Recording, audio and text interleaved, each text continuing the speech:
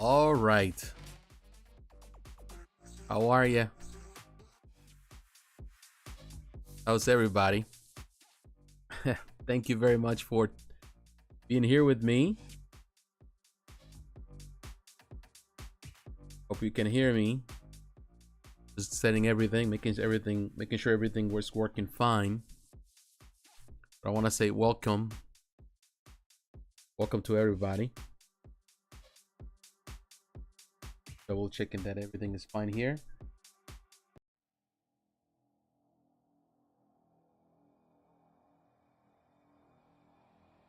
Yeah, everything is working fine. All right. How you doing, everybody? Whoever is watching this at this moment, thank you very much for taking the time to watch this video. And also for those who will watch in the future, thank you very much for your support. It's always a pleasure for me to be here and spend time with you. I appreciate your time. I appreciate everyone that is here with me on Saturday. Yesterday, I didn't have the video. I was not feeling great, of course, because I'm still recovering from sickness. My voice still not 100%, and I'm still dealing with some phlegm and all that. But we're good. We're good today. I think today we can manage. It's gonna be an easier day for me to get stuff done and cover as much about collectibles of this week, because there's a lot of stuff that happened this week that is amazing. But I want to say to all of you, thank you very much. And I want to say thank you to Sonic Flash. He was early on. He said, "Sup, JP?" Yeah, what's up, Sonic? Thank you, my friend. Thank you for taking time to stop by and say hello. And whoever takes the time to watch now, whoever comes in the future, as you know, I always take the time to, leave the timestamp. So that way, if you're not interested in watching the whole video, you don't have time to watch the whole video, but you're interested in my opinion on a particular collectible, then you can do so throughout the day. So, you can go at your leisure, you can go through the timestamps and you can find the particular collectible that you want me to talk about or you want to hear my opinion about. So I want to say to all of you, thank you. Happy Saturday. I hope you're having a fantastic day, and there's plenty to talk about today. And I'm waiting as long as, we get more people coming into the comments and say hello or to share. And of course, throughout the night, perhaps, I don't know how long this is going to last, but throughout the night, we'll cover some stuff. But now that we're here, I want to kind of give you an idea, just for starters. And again, if you are here, I always, ask you as a favor, you like the content of this channel, don't forget to subscribe to the channel. If you're here for the first time, if you just encountered this video and you love the content, then please subscribe, leave a like. That helps my channel. Even if you only watch a few minutes, just leave a like. That way you can help the algorithm to understand that actually people care about this content and want to watch this type of stuff, and about collectibles. And then of course the recommendation goes to other viewers and other people on YouTube. So that helps me out to grow this channel. Share that with your friends as well. Follow me on social media, Facebook, Twitter, Instagram. I spend time there. I spend mostly time on Instagram more than in the other platforms, but you can also follow me there. Consider supporting the channel financially through Patreon. That helps out. It's not a necessity. It's not necessarily for you to do so. But if you feel compelled to help me out, by all means, it really helps me to develop this channel in a better way. And you can also support through the super chat. All of those things are important. Well, my friends, I want to show you, I kind of give you a list, getting into the nitty gritty of things for today, the things that we're going to cover tonight. And let me kind of pull my list from here, from my phone. I normally work on this list, and I want to talk about, of course, I want to cover action figures. We start with action figures. I want to talk about Storm Collectibles. Yeah, there's some good news. There's some news that came out from this week from Storm Collectibles and their partnership now with Big Bad Toy Store as the only distributor in North America. They're no longer doing stuff with Bandai Namco, unfortunately. So we're going to cover some of that, but also going to talk about some of the new releases for this week that are on pre-order for those who love the Storm Collectibles. We're going to talk about Exo 6. They have a new, in this case, Star Trek Enterprise, Captain Jonathan Archer is going on pre-order this week. We're going to cover that today. Sideshow Collectibles also has a figure. They have the Preacher. If you love Clint Eastwood, they have a figure that they had at the San Diego Comic-Con. One is going on pre-order this week, so we're going to look at that. Hot Toys, as always, they release stuff. They have a Black Panther, the Grand Inquisitor, Inquisitor, they're going on pre-order. We're gonna look at those today.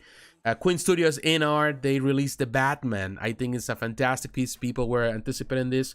How you doing, Late Night Trip? How you doing, my friend? So we're gonna look at that. Now on the statue side, we're gonna look at Diamond Select Toys, also Gentle Giant, some of the new releases of this week. eStream Collectibles. If you're a fan of Chainsaw Man, this is the manga. Then we're gonna look at the something that they released this week.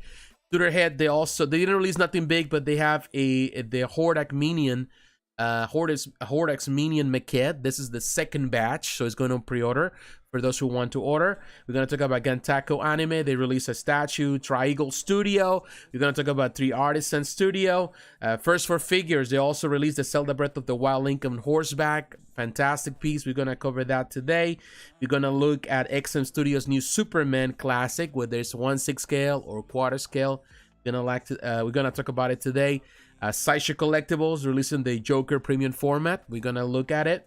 PCS Collectibles releasing the Black Panther 1/3 scale statue on a throne. It looks really fantastic. Prime One Studio didn't have much releases this week. They have the Pacific Rim Gypsy Danger. Now it's going on Sideshow. We talked about it before. It went on pre-order. It's been months since it went on pre-order in Japan, but now it's available at Sideshow, so that's a good thing for those who would like to order directly through Sideshow. Prisma Wing and Milin Nava is available. That's part of the PVC line, the small PVC stuff they're producing. Wonder Woman Rebirth, another repaint. Something we're gonna cover some of that today. Not for long, but we're gonna cover some of that today. A Hollywood Collectibles Group, they released the Predator Plasma Caster Shoulder Cannon, also the Bio Helmet. So they released, not the Bio Helmet, they released it the week before. We're going to cover that today. Infinity Studio releasing an Evangelion 3.0 You Cannot Redo Rei Ayanami half a scale statue. We're going to look at that. Queen Studios releasing the Alien life-size bus. If you're into alien stuff and life-size bus, they released that. And ultimately, there's a long list today. You're going to talk about Limit Studio, Cross Penguin Toys, which is technically a collaboration between those two. This is the first statue of Limit Studio, the studio of G Suo, and they releasing the Killing Joke bus, the Killing Joke Joker bus, and it looks really fantastic. So we have a interesting week, interesting night. So hopefully we can cover all those things tonight. We'll see how the time goes. But everyone, welcome. All my friends, thank you very much. Again, Late Night Trip, thank you very much for stopping by, my friend, as always. All right, but before we get into it, before we get into the whole thing of tonight, I want to touch base on some things that happened this week, some news. First of all, I want to do a follow-up on the First for Figures video that I did the other day. I think it was Thursday when I covered it. Where I talk about the experience that I have with the group and the toxicity there and all of that. Well, I want to say thank you to Alex Davis, the owner of First for Figures. He came to my video and he responded to the situation, and he addressed the situation that happened there, and he said that they took care of it. So actually they kicked this person out of the group, the person that was creating all this chaos over there and drama, and he said, well, thank you for the feedback, I appreciate that. I wasn't aware of this, it was during the night, or while he was asleep, but we took care of it. We deleted this person, we took it out. Actually, we removed this person from the group. So I want to say thank you very much. I want to say thank you to Alex. And it's not something common for a lot of companies sometimes to address situations or be upfront about it, particularly when a person like me, I don't have a big channel. I don't, you know, even though I make videos here and I've been doing videos for almost 10 years, my channel is not big in comparison to other channels, but I post stuff on social media, and you know, there's some attraction to what I do, which I appreciate. But most importantly, I'm grateful that he overlooked those things, and he's not looking at the size of my channel or dismissing what I have to say. He took the time to say, hey, you know, it happened. You know, we just addressed it. You know, we removed this person, we deleted all these comments, and we tried to stay clear from that. We're trying to be aware of the situations, and we're there. So I want to say thank you very much. You know, I made a video about it, but they addressed the situation, they fix it, and to me that really speaks volumes of the company that they're running.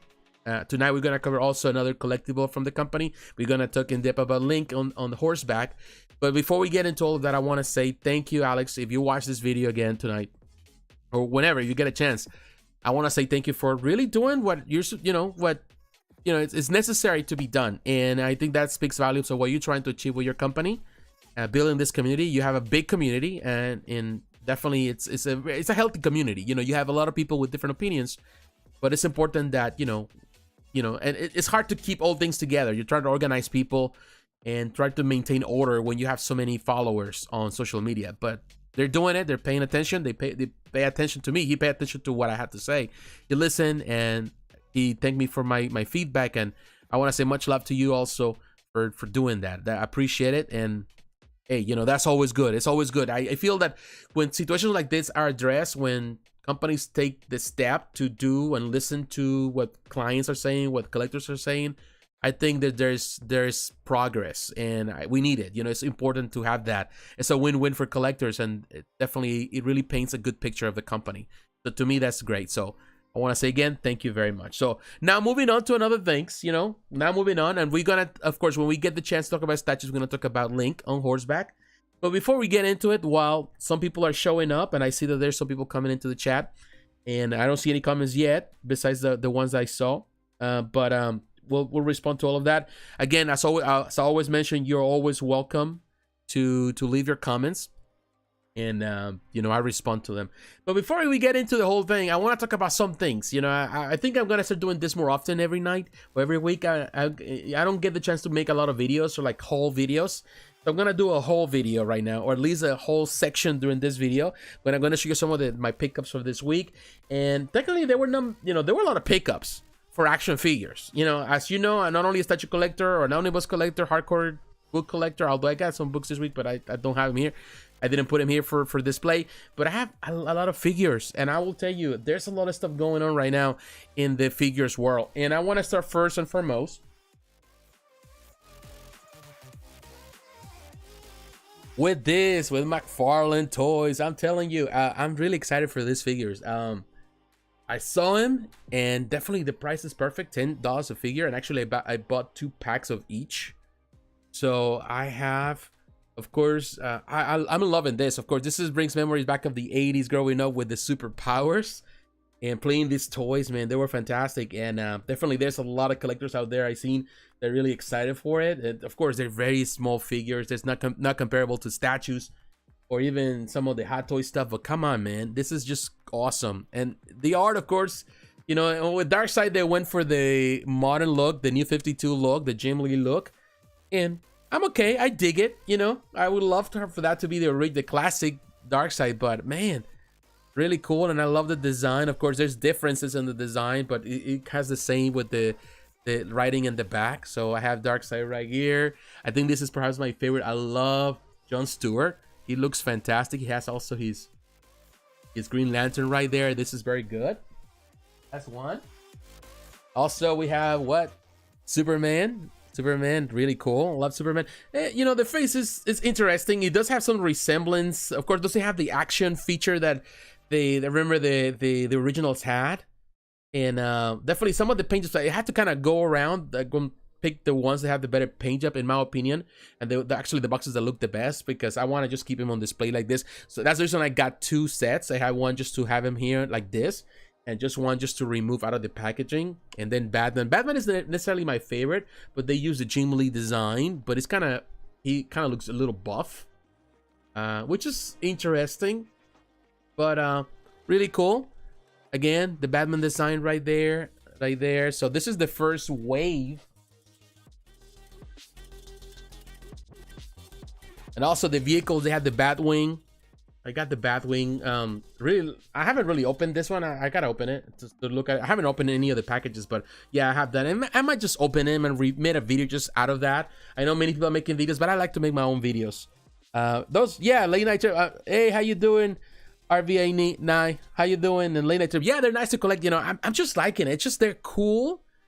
I don't know, this brings so many memories of childhood, you know, back in having this amazing line, which technically was the starter of everything that for collectibles back in the day. That was the original Superpowers line, really started the whole craze for, you know, for collectibles. That's the stuff that other companies, then of course McFarlane follows suit back in the 90s with their Spawn figures, all of that, but everything started with superpowers. You know, people wanted to collect all these figures. And of course, the era of all the toys, the mass of the universe, there's so much stuff that is having all the retro feel. The mobile is just amazing. Like, I like the design. I really want to open it, but maybe I just wait for a video. I make a video, and I have so many videos that I have filmed and I don't get the chance to edit, so I don't really show you that, but that's a chance. But that was not the only thing that I got this week. This week was interesting, definitely on the action figure side.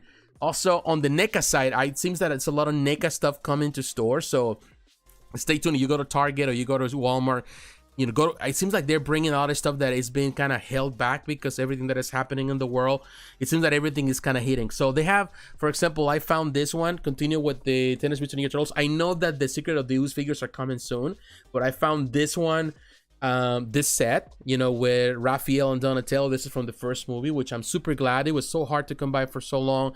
When I was in Mexico like over a year ago, they have some individually, and they were more expensive in Mexico. And I didn't grab any, and I just didn't. And I thought about it, but I just forgot, or I don't know. I just said, I'll come back to America. I'll get them there cheaper. But they were nowhere to be found here for so long. But now they're back, and man, I'm telling you, this look amazing. So I'm in love with this set, and continue growing this set. Of course, they just waiting, looking for Donatello and the other set here. So it appears, and I saw that they had a few, so in different Walmarts in my area, so I'm glad. But then not only that, Target is bringing a lot of stuff that is actually going out running, and my Target has always been like empty for the most part. Never a lot of the stuff from the cartoons.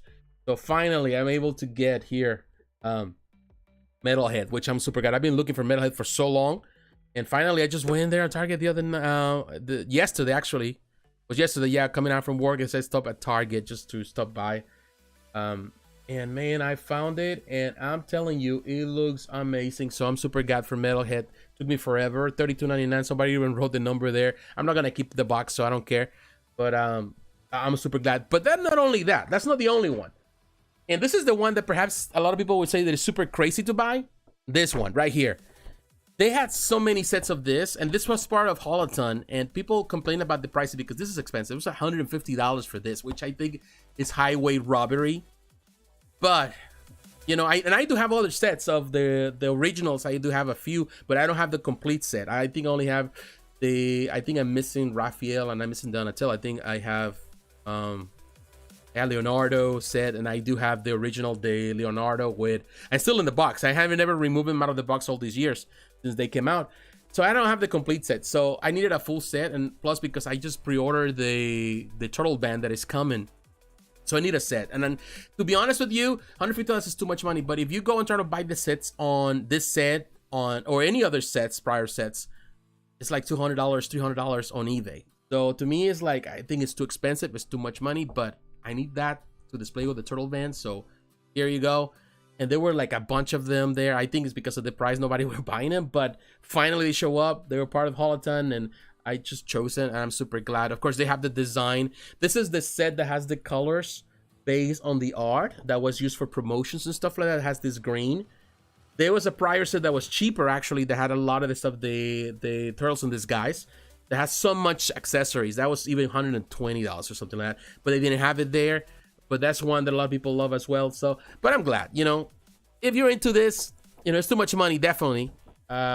Maybe I overdid it, but hey, when I saw it, I was so excited. I said, whatever, I'm taking this before it sold out, because they sell out, and believe me, they end up at on eBay for too much money. So I would say pay attention if you're into it. There are probably other figures, a lot of stuff that it seems that Nick has been moving stuff around now lately, and I'm sure with the holidays also, so that Hasbro is coming back. Marvel Legends were out from the aisles for a while, and it seems that Marvel Legends, they're bringing some Marvel Legends, a new wave of stuff.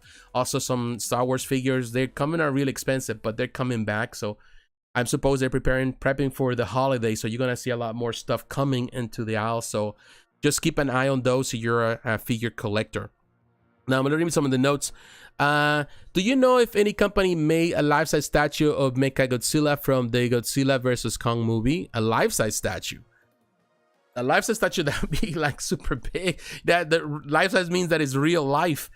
Now, if you know if any company made, if the largest company or any Mechagodzilla that it's coming or will be done, that will be Prime One Studio. Prime One Studio did a Mechagodzilla. I don't know if it's on pre-order yet. I don't remember if I talk about it because you know sometimes Mechagodzilla Prime One Studio. I think they announced it and it's coming, or I talked about it before. So let me see. They probably did one. I know they did. That was a Mechagodzilla, but I don't know if it's on pre-order yet. I think they showcase it. So there's one. But it's not gonna be life size, of course. You're not gonna get that. Life size means the actual size of the Mechagodzilla, which you're not gonna get it. But something as huge, then Prime One Studio will be the only one that has done anything yet. And I think they showcase it. I don't know. I don't remember if I've gone on pre-order. I think they showcase it. I don't know if it was in this last showcase or the previous showcase. yeah, moderately large model. Yes, that would be Prime One Studio. And they did one. Let me see. And I think I mentioned it. Let me see if we can show you something. Oh, hold on. Let me come there. Let me try to get out of that page. And let me see. I'll kind of give you an idea. Okay. And I think if you go through my channel, if you can see all the stuff that I do, maybe I have a video. Like, believe me, I do tons of videos. So it's like, I kind of forget. But the only one that will be Prime One Studio. And let me see. I divided this on different videos. I don't think it was done on this showcases, but the prior showcase. Let me see if it's there. On my reaction videos, reveal videos, which I have done tons of them.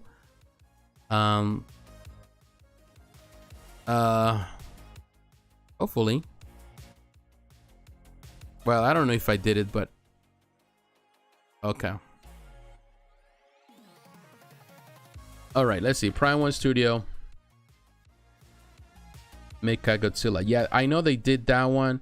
I don't know. I don't think he has been. Yeah, right there. Mechagodzilla.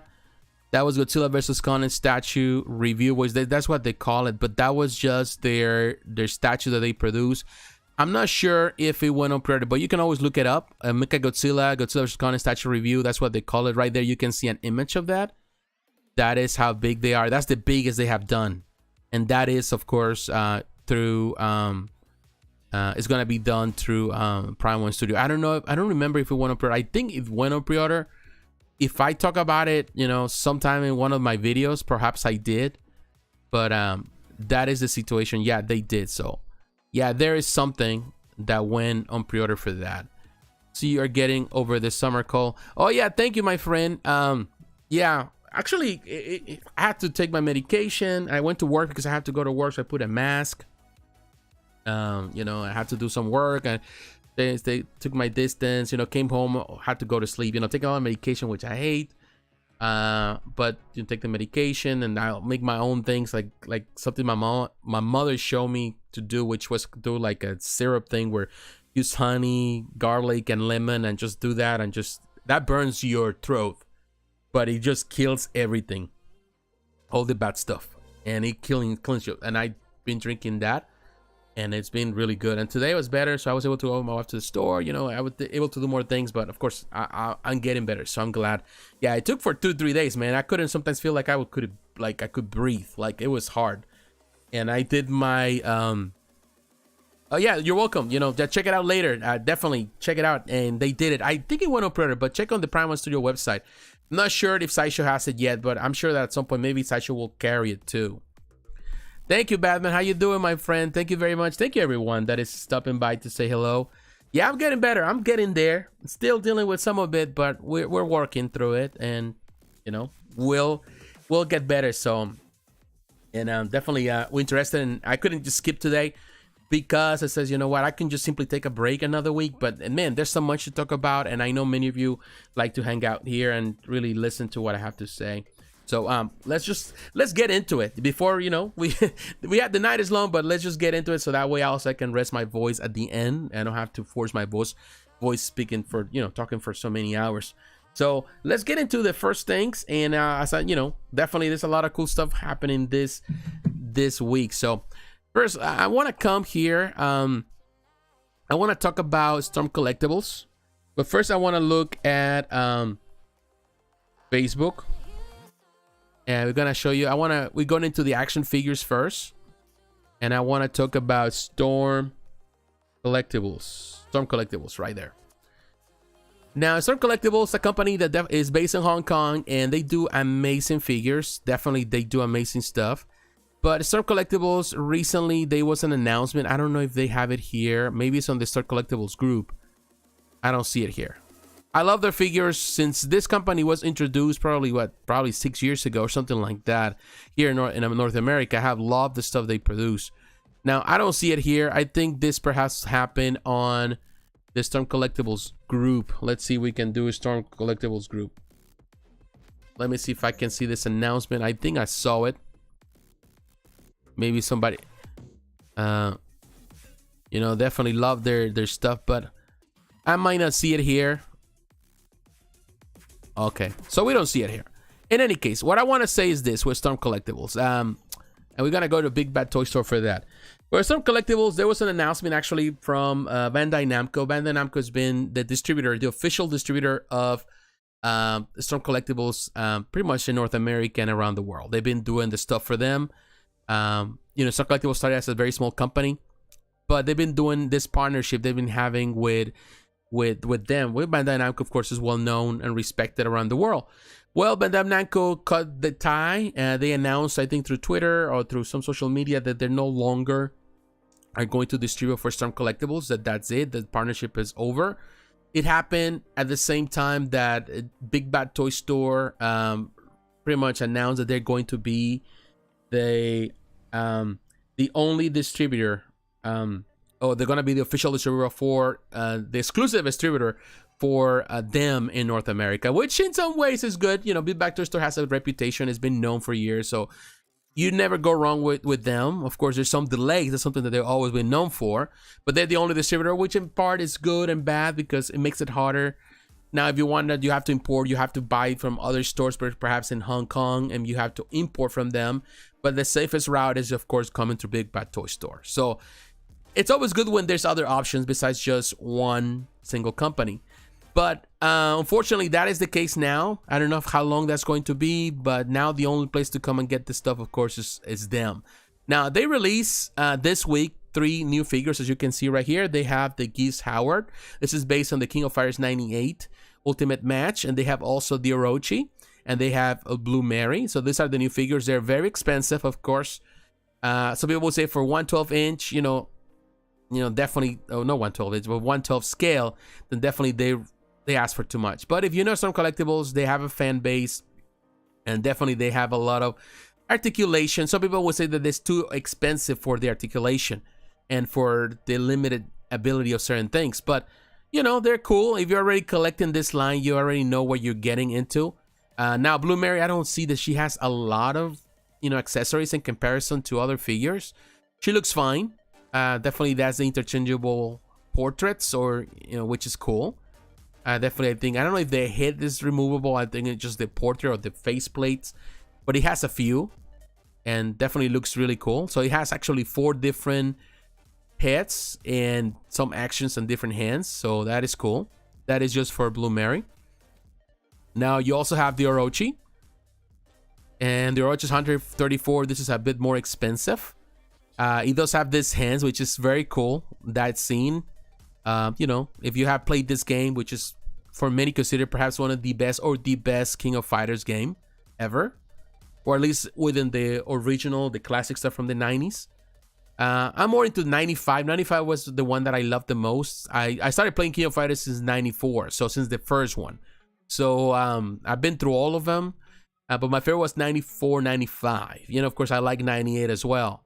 I've been playing King of Fighters since forever, but it's kind of cool. It comes with all the effects and all that. Definitely for a cool display if you're into these figures.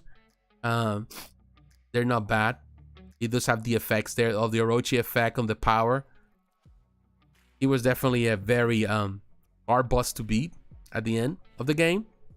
So that's another one. Now, also, yeah, of course, you had Geese Howard. And I think this is the one, perhaps to me, the one that I like the most. I love the character. Of course, he was introduced in Fatal Fury. So he's been in part of the SNK or Neo Geo since the beginning, technically. And the character is, of course, very popular. Not only has the cameos on the King of Fighter games, also we have seen what was that, Tekken? When they do the crossover and all that kind of stuff. So it's a character that is really popular and is really good, and definitely love what they did. Of course, it comes with a torso. I love the accessories on this one. Of course, in comparison, I think I justify the price because you can see all the different parts with the torso and the clothing, things that he's going to have. I like the way he's designed for a figure. Definitely, you can do. It's very poseable. It's a very handsome looking figure for sure. It looks really good, and I think it's if I have to compare this to the other figures, I like this one even more than the Orochi. And here you can see the effect. Definitely, it's a very cool figure. Like the effects. Of course, so you want the statues, then you go for the Connecticut statue, which is amazing. Was it Connecticut? Yeah, Connecticut. It's like his Howard.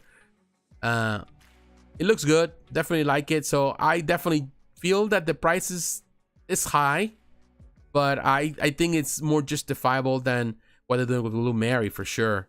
And I understand what they do with the Orochi, but yeah, the prices are there. So definitely Storm Collectibles is doing something. Now again, if you want to get into Storm Collectible stuff, then definitely you have to come to a Big Bad Toy Store because they're the ones that they now have the distribution for North America. And definitely there's so many figures, amazing looking figures that they're distributing, whether you're a Mortal Kombat fan, a Street Fighter fan, you know, Tekken. They had so much stuff. You know, they even get into statues, as you can see with this Mike Tyson premium scale statue. So, and they're doing some stuff. And Bruce Lee figures, so definitely they have some cool stuff to showcase, and definitely amazing if you're into what they have. The Guilty Gear, we have to talk about this stuff before. All right, let me drink some water because I feel like my mouth is getting dry here.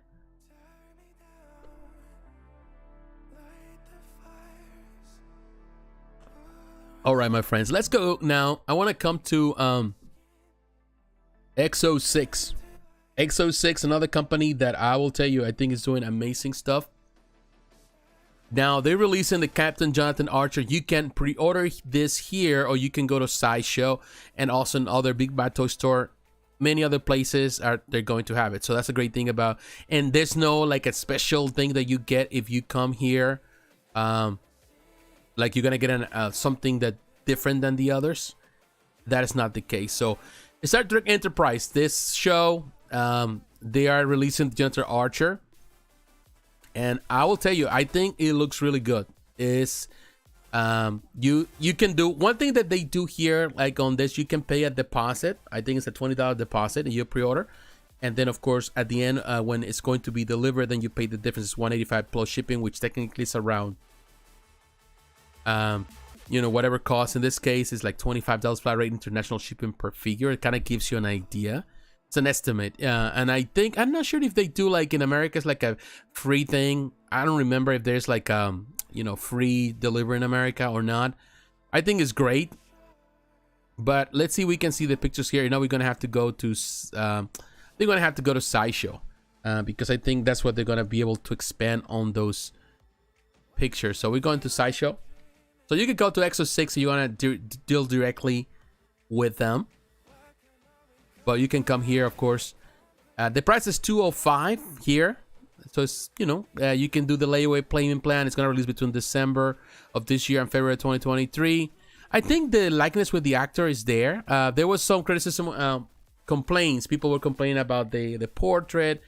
At the same time, the owner of X06 was mentioning that there are dependent on the approval system of the, you know, in this case, the company that owns the rights in Star Trek Enterprise or whatever, CVS Studios, which they own the rights, but also with the actor. So it's like an approval. They had to get the approval from both, and one is okay with it, the other one is not okay. They can get an approval from the actor, but the studio might say we don't like this likeness. So it's just it's a mess. So ultimately, this is what was approved. So sometimes it's a process elimination. So they do some changes. I think it looks fine. So people may say that it's not, but I think it looks there.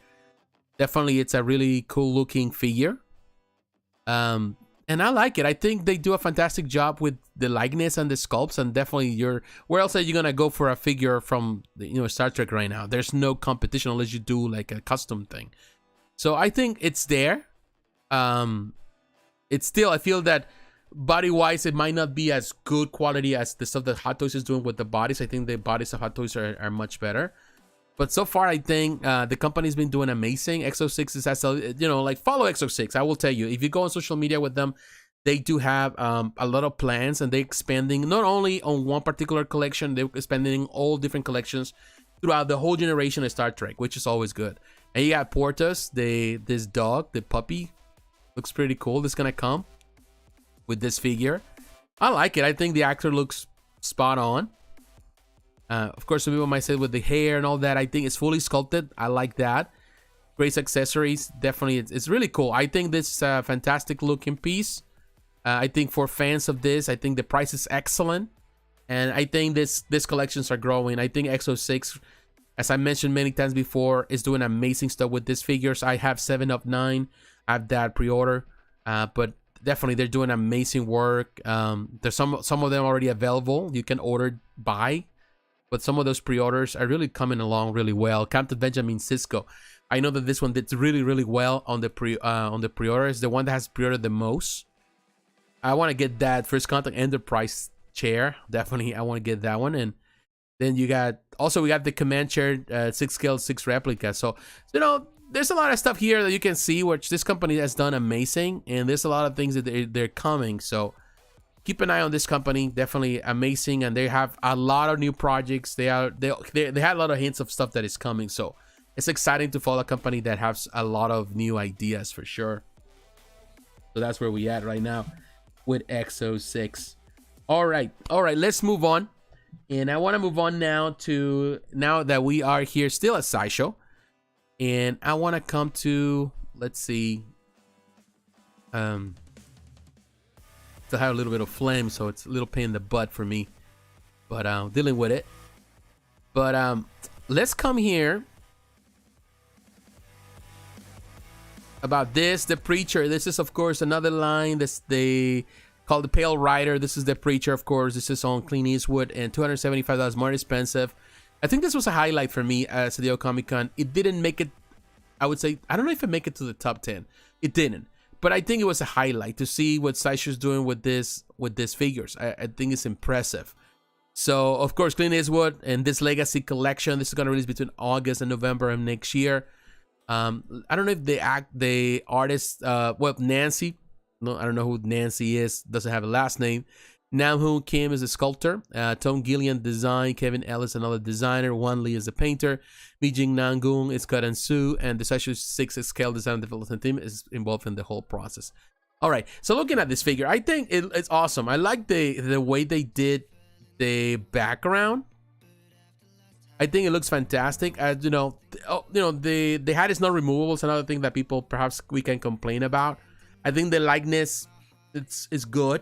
It's not 100%, but it's really close. It's so close that I would say the same thing as I would say with Exo6. I think it's not 100% there, but it is so close that you cannot deny this is Clint Eastwood, and it looks really good. I like his clothing. Of course, he has his revolvers, which is super cool. It looks really good, and the eyes, the way he's looking at you, definitely that is a really nice looking figure for sure. But look at that. Now, one thing is true with Sideshow, that sometimes they've been known for like not having the greatest quality with some of their figures. So it's not necessarily a thing to say, oh, this is gonna be bad, because it's not the case. With Sideshow figures, it's like it's like playing Russian roulette. You don't know what you're gonna get. Sometimes the figures are amazing. Oh, you can remove this case the code, which I like. Really cool. I think the design look good, but sometimes some of the figures really surprise you. So this might be on that point. And how many options are out there from Clint Eastwood figures? And I think these figures look amazing. But that one thing that I would have loved for this is to have that hat removable. That would I love. But look at the detail there with his bullets. That's cool. That is awesome. And then you have interchangeable hands too. That is really cool. his boots with the spurs. That's cool. So definitely there's great detail. So I would say this line, it's interesting to see what they're doing with the scale figures. I think this is the first one that has gone, that they have display, or the figures that they, this is the first one that they have showcased so far. Well, that they have gone on pre-order, they showcase this stuff. So there's others that come in on this line. Actually, no. Let me look here. You may also like these figures. Okay, oh yeah, we have Carrie Callahan. That one is already on pre-order, looks good. This is also part of the same collection. This, they have the same price. This is also gonna release around the same time according to this. And then they have the Man with No Name. I think we talked about this one before too. From The Good, the Bad, and the Ugly. This is actually the one that I like the most. Personally, I like this one a lot more. Because I think that movie's a bit more, iconic. But spaghetti westerns are iconic regardless. But to me, I grew up watching them. But I think that the Preacher looks better, like the likeness on the face. Although I like this even with the cigar. But the only thing that I don't like about the figure is that it's not removable. You don't have different expressions. That I think is just stuck doing that, which it is what it is. But this one comes with the rifle, like that's pretty good. So, at the end of the day, I think they're all great. I think they're great. Let's see how they manage to do with these figures, what the future will be for them. So let's hope that they come out and end up being very, very good. Now, this Harry Callahan is coming sometime between December of this year and February of next year. So we'll see how that goes when the time comes. Now, being a Sideshow, it's time to move on to Hot Toys. I want to talk about other figures here. Of course, Hot Toys never fails. They have two figures. They have this one, the Grand Inquisitor. But before we talk to the Grand Inquisitor, I want to talk about one that went on pre-order last weekend and didn't get a chance, of course, to talk about it. But I want to talk about Black Panther original suit. Now, I love Black Panther. I love, T'Challa. Chadwick Boseman, it's always going to be remembered. In my opinion, in my mind, he's always going to be the Black Panther, because he did such a fantastic job in this. And of course, at some point he would be recasted the character and all that, but I don't know how long that's gonna take. It will take probably a few years for that to happen. We don't know. I'm looking forward to the upcoming film, which I think is going to be interested on this new film. I'm definitely interested to see how this is gonna go.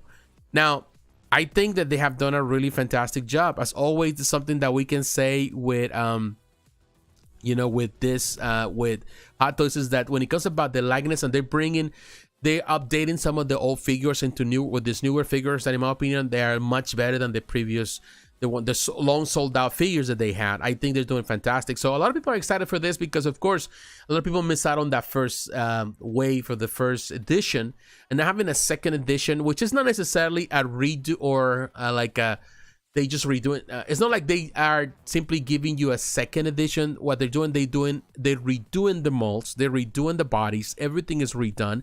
So they're giving you an improvement of that original, of the first wave, of the first, figure that they have, or the first edition they have. So in my opinion, that is good. And I think this one comes with all the extras. The base is simple, very simple. But I love how possible this is. You can see what you can do with it. Now, it comes with some of those weapons. This is not something that he was wearing in the movie. This is something that he was wearing when he was tested, to become the king of Wakanda. So that is a totally different outfit. He's not wearing the Black Panther outfit, but it's an extra that is cool. And I definitely love this figure, and definitely looks great like this. I think it's excellent. The figure looks better, and definitely comes with also this mask, with the one that he was wearing when he was on that test. Look at that. With also, he's carrying that shield. That is cool additions. And this is a very nice pose, man. I like this pose. This is a classic pose. And I will tell you, Hot Toys did a fantastic job on that portrait. That portrait, there's no denying that that's, pose, man. It's just the face. It's just there. This is the thing, the difference between this and what Sideshow does, and even Exo6. They do fantastic jobs with these portraits, but they're not 100%. Now, Hot Toys on this one, it's like 100%. The likeness there, I don't see anything there that is off. But of course, that's just my perception. I don't know your perception, but I feel that it's just, they did a fantastic job with this figure for sure. It looks really, really good. And I'm going to get this one when it comes out for sure. I'm going to add it to my collection. It looks really good. And of course, he has the other mask, all that, but it's just, it looks really good. Of course, he never wore that mask with the suit, but you know, gotta give you an idea if you want to just come up with things to show. And this is, here you can see the difference between the different versions. The enhanced muscular body, of course, I think this one is the previous one and this is the new one, if I'm not mistaken. Let me look at the numbers because now I'm a bit confused. Which one is this one? This is the, what model is this one? I didn't see it. I don't know which one this. It doesn't really say. Okay, so I don't know which one of this right here, which model we're talking about. Maybe we can see it here on this. It doesn't say, but I think it goes by the number. So going back, so this is the number M56 and this is the M55363. So I think this is the old one and this is the new one. So the body, I don't know which one is. I think one is the enhanced. Okay, so it has an enhanced muscular body. So he's more muscular here. Okay, so this is the newer this is, you know, the number, the larger the number, that means it's the release number. So he is a lot, they should have just presented in a better way, but it has also improved suit texture detail. So it has more, the texture is better. So you can see it's pretty much the same height, but it's more muscular. Also newly added foot articulation, something that the other one didn't have. You can see articulation there, so you can do the cat-like poses, which I think is really good. Yeah, I think Batman, the portrait's spot on. It's just the best portrait I've seen on Boseman, and all enhanced muscle suit, so it looks better. I think, in my opinion, it looks better than the original, the first one. It looks great.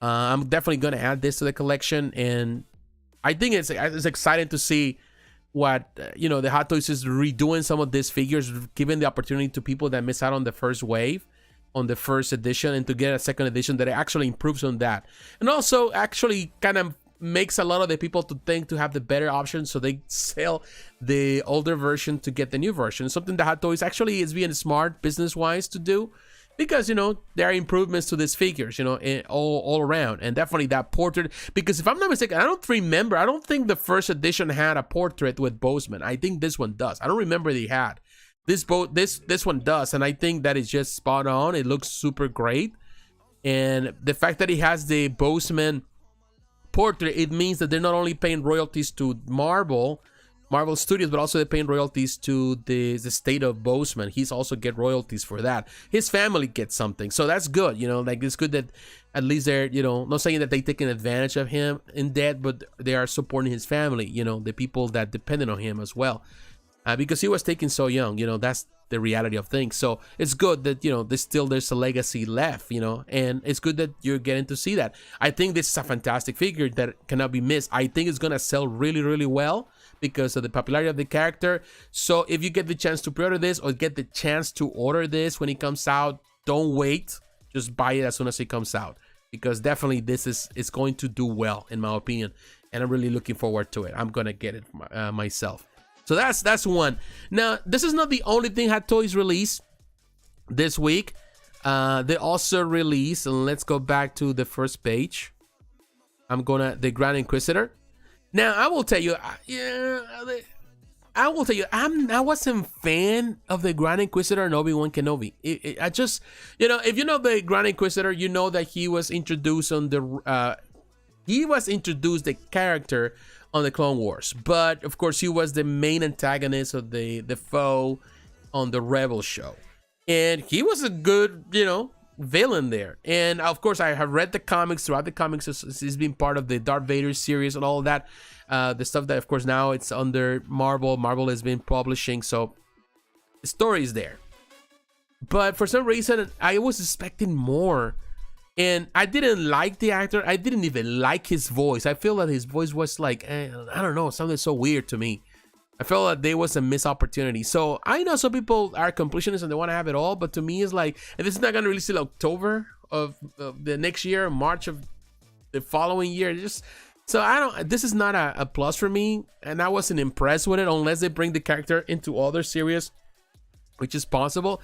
But I wasn't impressed at all. I don't think he was even a power to reckon with, you know, on the show. You know, it just the light. It has a lighter feature on those on his, you know, in this case the lifesaver stuff. Now this other character you see in the background, they're gonna bring her. I think that some people didn't like her. I don't say that I didn't like her. I just felt that she was misused in so many ways, and they could have done a lot much better with her backstory and all that. They just didn't do it. I feel that at the end of the day, these two were so unnecessary. They didn't add anything to the story. That kind of just simply made it a Darth Vader story. I think that the addition of those two really didn't do anything for the story. So that was disappointment. I think at the end, what really helped the show to pretty much to thrive in the end was the final battle between Darth Vader and of course Obi-Wan. But they did a fantastic job with the likeness. I'm not gonna deny it. It looks great. Doesn't look bad. But again, I'm not intrigued by it. I don't feel that it's necessary. Of course, it's gonna be necessary for Hot Toys and for completionists of Hot Toys. They're going to get it, but I'm not really impressed with. I think it's because of the character, and then you get to see this little thing that there's something that they're doing with this. Hologram things that, to be honest with you, are just junk. You don't need all those hologram stuff that they're doing. But this one comes with the LED light up on the chest armor and also the luminous reflective effect on the belt. The LED lightsaber powered by USB, which is awesome that they're doing USB for this. Better than using the battery. So at least that there's something they're doing great. I don't think the figure is bad. I think perhaps I'm just biased because I wasn't crazy about it in the show. It's not a bad figure. I think they did a fantastic job with it. That's not the fault of Hot Toys. They did a fantastic. I know completionists are going to go for it. People that love Star Wars figures, they're going to go for it. But to me, I think that was a missed opportunity for this. But of course, yeah, my friend. I don't know. I just didn't like his depiction. I feel like he was whiny. He sounded like had a whiny voice. I don't know, and he's whiny in the comics too. I like him more in the animated show on the Rebel stuff. But even the comics is like I don't know, he's weird. But it's not necessarily a evil villain that I'm just, oh my god, it's a super villain that we deserve or we need in the show. I just find that the show was not as good, and there were some missed opportunities to expand on these characters in a better way. But I feel that there was no expansion for him and for the girl. I forgot her name.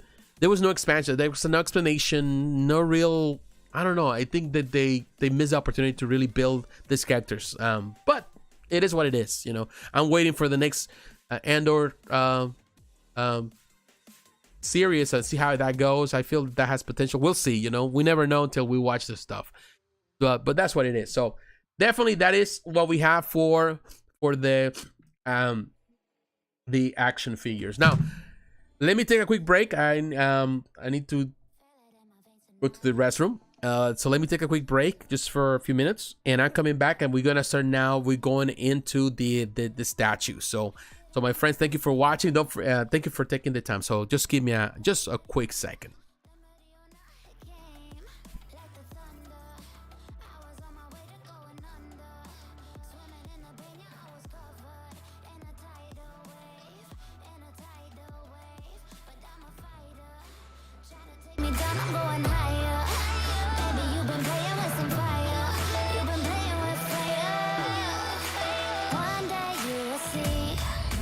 What you made of me, found my inner peace.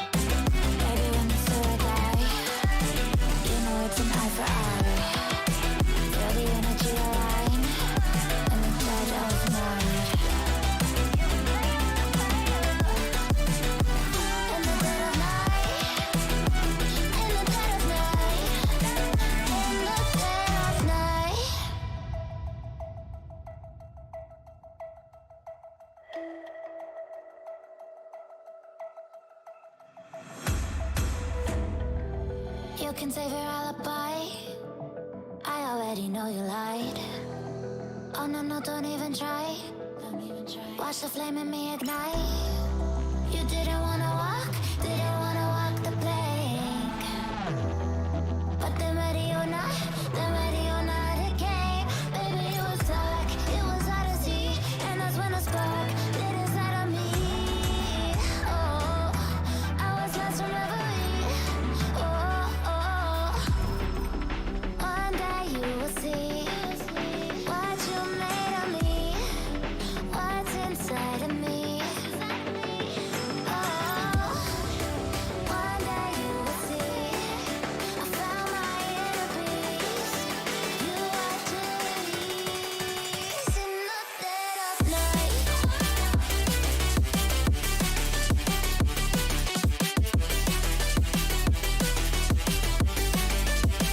the dead of night.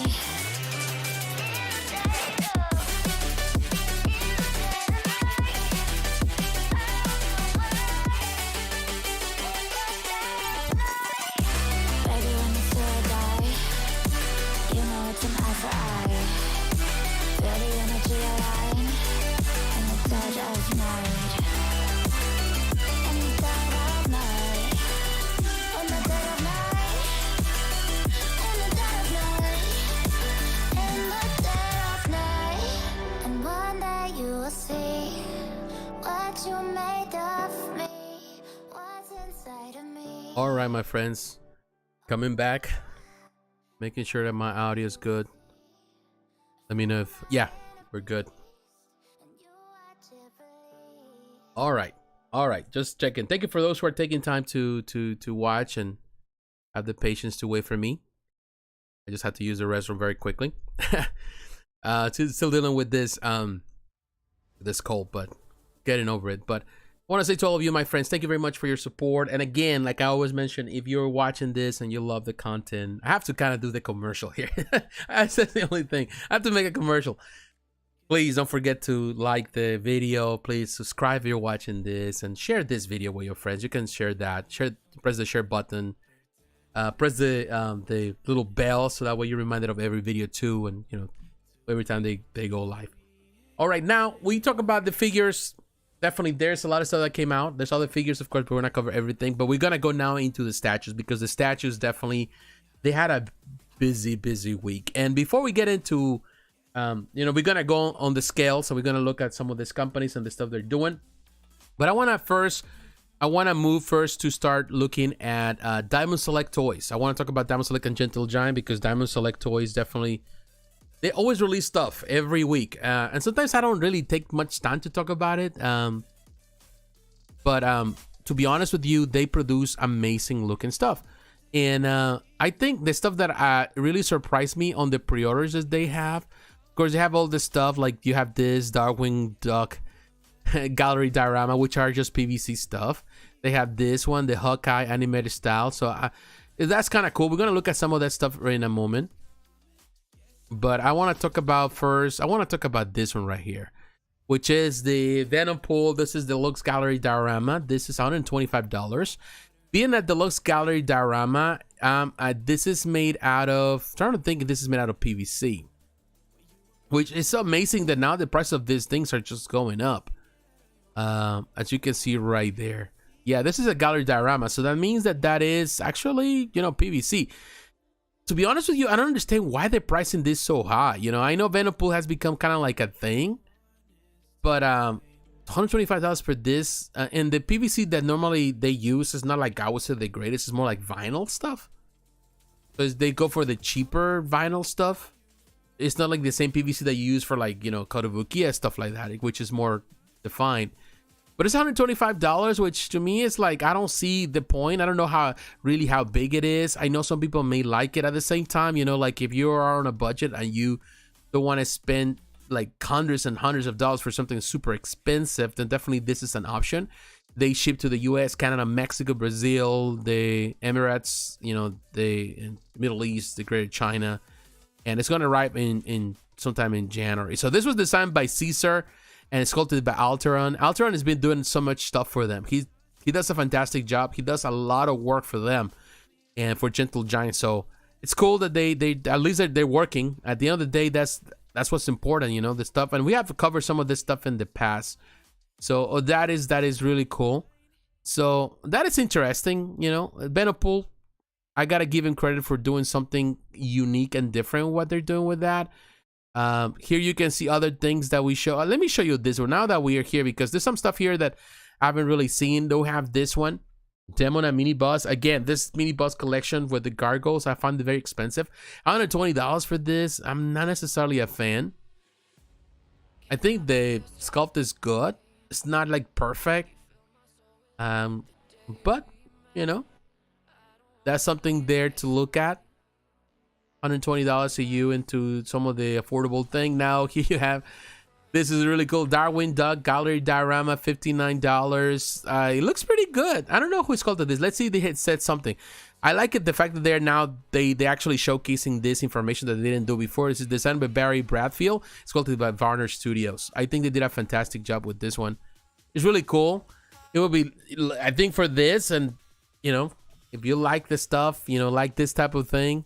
Oh, look at this. I didn't see until now. It can be hang on the wall. So it has the things where you can actually insert the inserts for to hang something on the wall.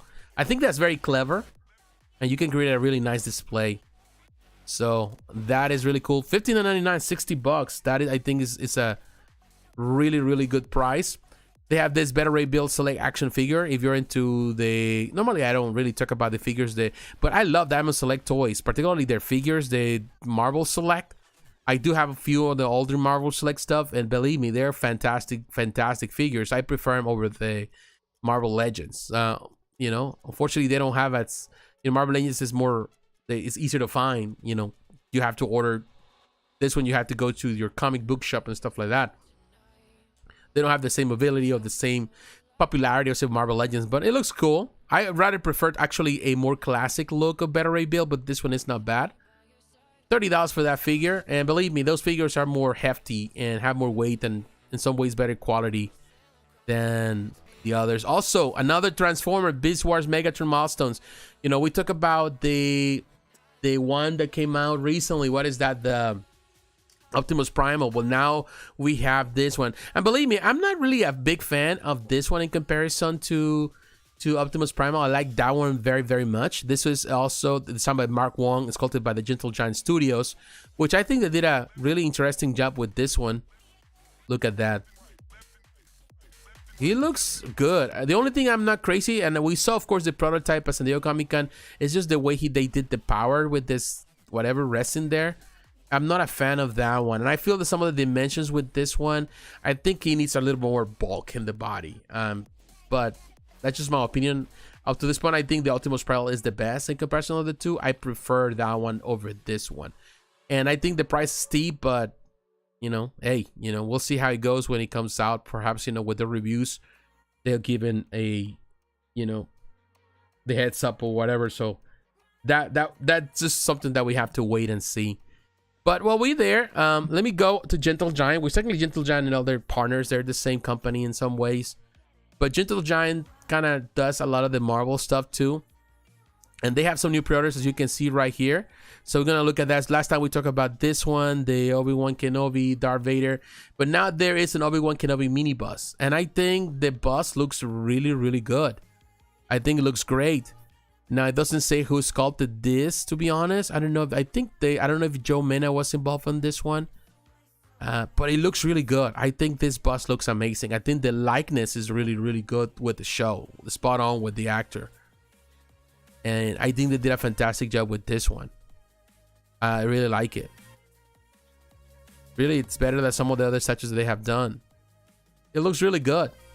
Now, the only, you know, the price again for the mini bus, I will tell you, I'd rather pay the $130 for a bus like this than pay $120 or $30 for the Demona. Oh, I feel that there's more quality on the Gentle Giant bus than it is on the Diamond Select bus. So, of course, it's a matter of opinion, but this mini bus, and they're looking at this perhaps like a 1/7 scale. It's a 1/6 scale, so it's with the same standard that they have with all the mini bus. So that looks pretty good. Now they have this gallery diorama, which is technically a... This is a very excellent... I love this piece. The Knights of the Old Republic, Bastille Ashan. This is a PVC statue figure is $80, which I think is excellent. So it's gonna be between 1/8 to 1/7 scale. But look at that. I think it looks really good. I think they did a fantastic pose, very different, very unique. She looks great. Of course, the body, the anatomy is really well done. It's a very nice, you know, piece for really not much money, $80. I think it's a fantastic depiction of the character. Wow, looking at the bare back, it looks like kind of like bare skin, but it's not. It's actually her suit. But looks really cool. I like it. I like this one very, very much. If you're a fan of the Knights of the Old Republic, then definitely it's cool what they're doing, and you don't break the bank with this one for sure. Very nice depiction of her. But also they got the New Hope Sand Trooper jumbo figures. They've been doing those jumbo figures for quite some time. Which, to be honest with you, like, I don't see the point of those big jumbo figures, like, you know, reminiscent or homage to the classic Kenner line, but in jumbo size, which some people seem to kind of have a fun thing with that. Not me, but it's there. And ultimately, they also have this tiny little figures, as you can see right here, of the stuff that it's always kind of cool to see. I don't know if there's one more here to showcase, but sometimes they have. I don't see it. I think there was another one that I kind of missed. I don't know if I missed. No, we'll skip it. But this is the one. We're gonna look at this one, the Hawkeye animated style. Looks really cool. Hawkeye looks really cool. That's a nice concept. Of course, they use this idea as base, of course, on the art. Scotty Young. Initially, that's how it started. Now they call it the animated thing. But definitely, they have follow-up suit with this style, and they have done really fantastic. It looks cool. The more modern Hawkeye version. I like more the classic Hawkeye, but it's cool. And I definitely, this collection keeps kind of being built up in a really nice way, as you can see. There's some related products, so you can see all the things that they do with this one. Really cool, man. I'm telling you, this line so far, the Loki also looks great. You know, Falcon animated, they all look great. I think they're all fantastic. They have really done a fantastic job in bringing this little collection. So far, we can say that Diamond Select, Gentle Giant, they're doing amazing work. They continue to surprise with the thing, and the best part of what these two companies do is that they offer very affordable products, something that is easier to find. Also, you can find on eBay, things like that, even cheaper than you can buy here online, or you can go through Diamond's distributors. You can go to your comic book shop and support your comic book shop. By just buying from them. So that's another great option there. All right, let me drink some water here because we're gonna move on. And definitely the night is young, but we're gonna come back to Sideshow Collectibles because I want to go to another company that I've been talking about for some time, eStream Collectibles. This company has been kind of growing, and definitely they are selling stuff through Sideshow, and it's interesting. I've seen it also another place. I think Big Bad Toy Store also does certain things, but here you can see the Chainsaw Man. I'm surprised about this one. I'm telling you, because Chainsaw Man is it's a manga that has been very popular now in Japan, and now it's gonna be an anime. It's gonna be distributed. I think Crunchyroll is gonna have it, but it's coming. I think in October it's gonna be aired, and this is the first time that they're going to anime. But the manga's been so popular in that it's one of the most popular books, and right now started with it's actually in Japan. This is owned by Shueisha, so it's going into the Shonen Jump weekly, so it goes into their catalog and stuff. But Viz Media is the one that has been distributing this book here in North America. So if you go to the places where Viz Media does, or you can go to Barnes and Nobles, or places where you can find manga, you're gonna find it there. Popular. The story of this guy, of course, does this back with this demon, and he becomes the Chainsaw Man. All of that. Now this figure is $1.7, and it's $516, which in my opinion, man, is super expensive. It's not gonna release till December next year, on February of the following year. I found that this very expensive, made out of PVC. So even as a $1.7. I think it's super overpriced. However, this is a classic pose. I think I seen it in one of those magazines. I think the first volume. So they did a fantastic job in the depiction, a very brutal depiction of this guy killing demons and stuff like that. It's so brutal. It's bloody, but have $1,000 for something like this? I don't think so. You know, even if it's PVC, of course, you know, some of the PVC that this company's produce amazing. But this company, I seen this, some of the products that they sell here, eStream, they tend to be very expensive. Of course, eStream does a lot of stuff, of course, in Asia. They're, you know, in Japan. So they bring stuff from directly from Japan, but I find their stuff extremely expensive. However, it's a brutal piece, highly detailed. I know some people, this is for the people that are hardcore fans of this manga. You know, the anime is just coming soon, so people will be more knowledgeable of it.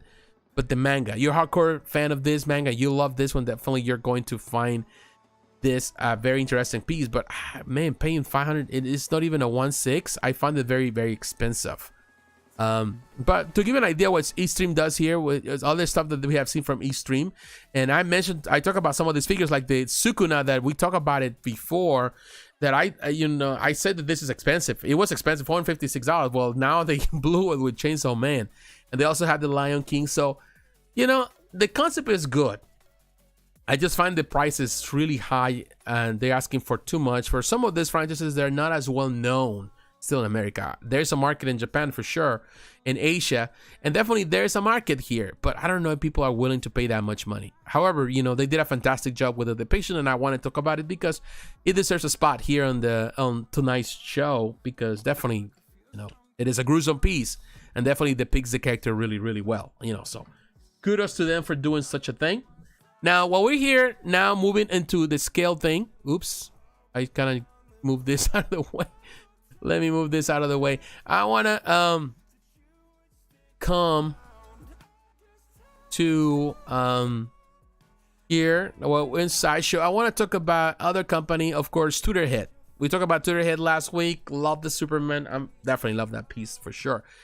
Well, the Hordak Minion. This is piece actually went on pre-order. I was over a year ago, 2 years ago, as a companion to Hordak, and you know, and now people were kind of wondering why is it that it's going on pre-order again. So they're doing a second batch.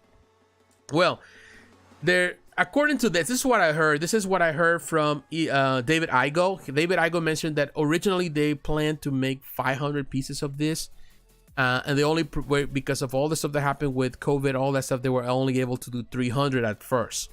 So that was the first batch, and that's the one some people are already getting now, because the orders just start arriving, so people are getting the first batch.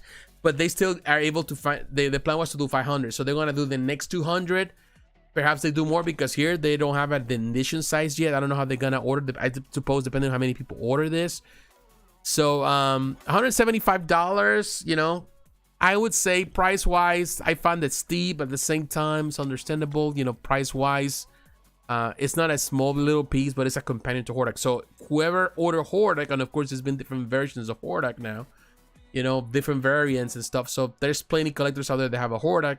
So it gives an option to people to order this piece to go alongside it. So I don't know how many they're gonna produce, but they said that they wanted to produce the next 200. That's what David Igo said. Perhaps they produce more, who knows? But this is going to release this second batch sometime between April and June of next year. So, but here, looking at the images, it's cool. It's a companion. It's 13 inches tall, so it's not that big. Of course, we're looking at a 1/5 scale piece. So tall. It's taller than some pieces that I have here. So some 1/6 scale pieces. So it has some height, and definitely it's gonna look good if you have a Hordak. Of course, this is the regular Hordak, or with the regular portrait. But any other version they have, definitely they're trying to sell. I think Hordak did really well. So I would say price wise, they would have been better if it was 150, but 175, I get it, you know. We're not gonna fault them for trying to make some money out of it. Everything is going up, so we have to kind of be mindful of that. Now, Amilcar Fong, my good friend Amilcar, he sculpted this. He does fantastic monsters and stuff. He did an amazing job on this one. And of course, he did the original, of course, and this is the second batch, so he's involved there. David Igo was the designer, Nate Barch also the designer, and David Fisher was the painter, so, of the prototype. So it looks good. Now, pointing out, and here you can see the other version, the Hordak Legends that they have done, and of course, this is Hordak is from this is the one from where's that Mundo, and this is the one from our studio. So there's fans out there for Hordak, so it's really cool to see them doing this kind of stuff for sure. So Kudos to them for doing such a thing. At least a companion piece to go along.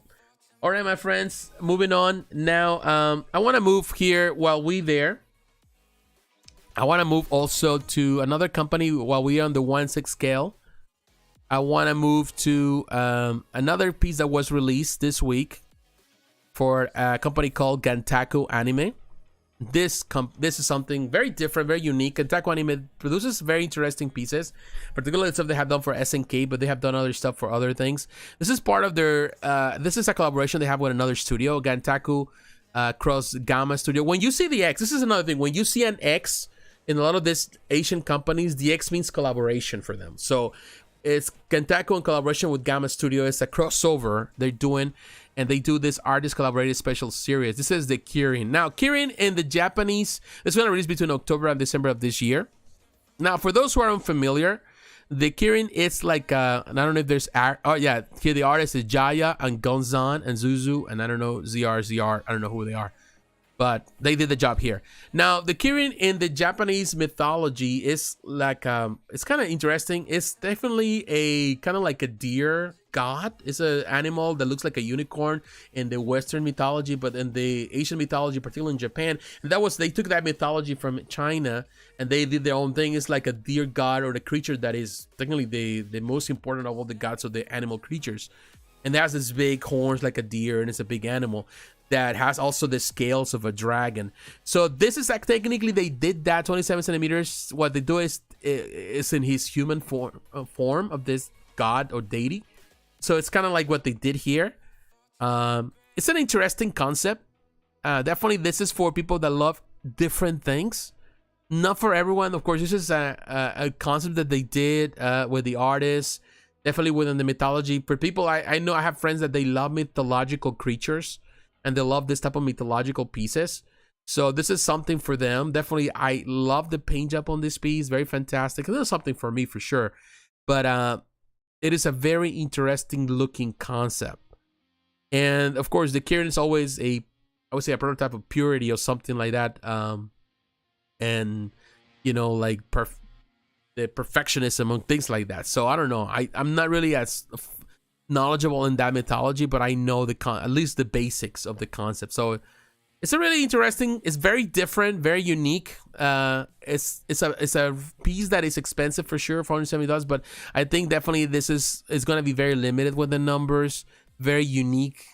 It's fine art for those who love very unique things. Definitely this is something worth checking out. Now, for those who are familiar with Gantaku Anime, I have talked about it before, and I've seen the stuff like the Hallmark pieces. This is a very stuff. I love the Galford. I think that's a very nice piece. But again, they do a lot of like mythological creatures, like the Killing right here, which is part of the Kylan, the Kirin. They got the Triegles cat. So they have different things. They got the Drogon. So we have seen some of them. The Heavenly King cat. The Orochi, we saw the figure just recently. The Orochi figure. I don't know if you can see it here because of the way we position this, but the Orochi, the statue, that is a magnificent statue. And definitely the Holiday Made Monica Tessia, I think that's a fantastic piece that has silicone elements. So, you know, this company is doing some really cool stuff, and it's interesting what they're trying to do with these statues in this collection. And definitely Sideshow is distributing a lot of art, you know, fine art. So we can say that they're doing that here as well. All right, my friends. So I want to move now. I want to move to a spec fiction. Because in a spec fiction, I want to cover another company. We're going to come here through the night through some places with spec fiction. We're going to look at some of the stuff they have here. Definitely a lot of the stuff that you see new here, we're going to cover that. But I want to talk about Ghostblade right here. Actually, the two pieces in the front. This is Ghostblade. This is based on Triegles. Triegles is a Chinese company. Have two different versions of this piece in 1/6 scale. This is the Black Swan white version, which is kind of like Black Swan white version. Is like, it's not a black, it's a white swan.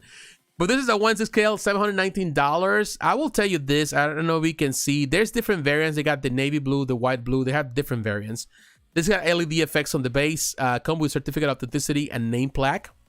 And I don't see the artist here, but in any case, looking at this piece, these are really amazing pieces of art. Love the detail and very exquisite detail on the body of this creature. She looks fantastic here. Really love the detail. She's sitting there reading a book. Looks fantastic.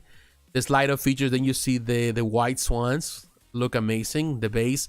This is another thing what I'm mentioning about this fine art that is hard to, that is very unique. They don't really produce big numbers, but what they produce is very unique and stylized.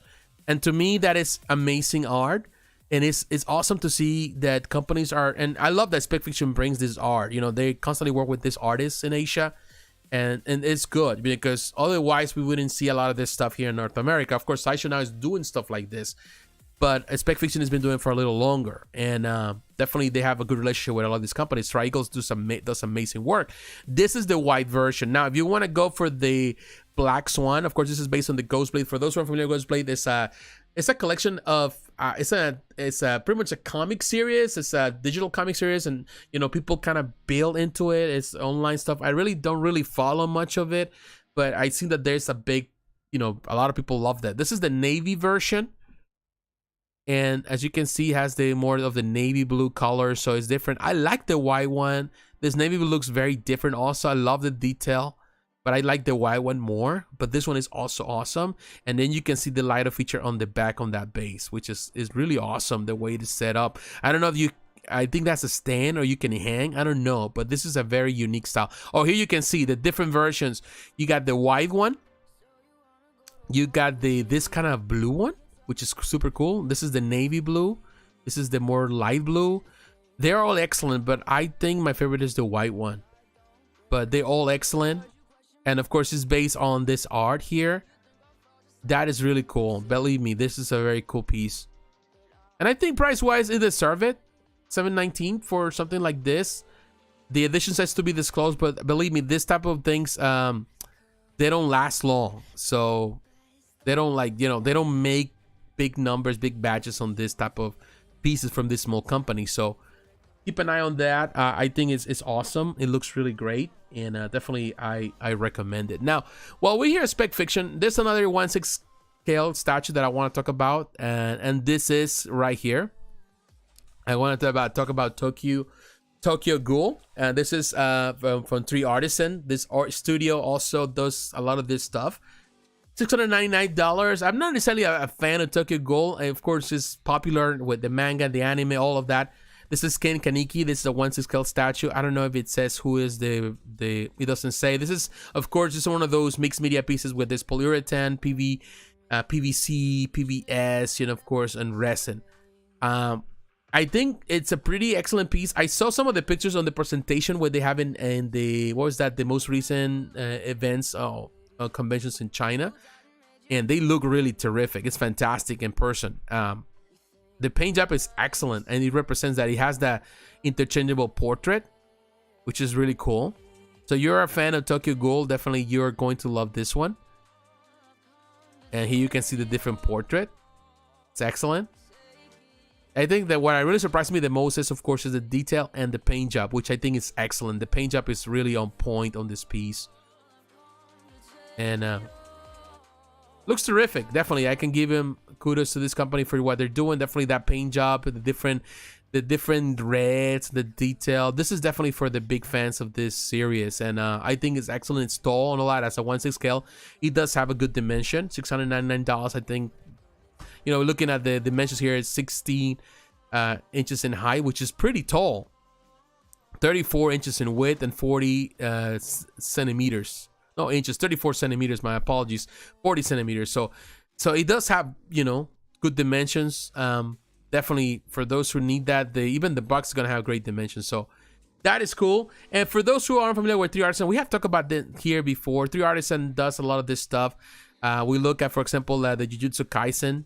We talked about it before, which looks really interesting. Very similar to the one by Prime One Studio.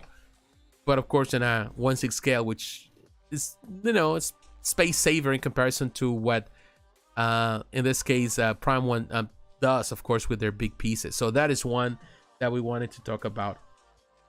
Now there is another one that that I kind of miss here, and it's right in front of me.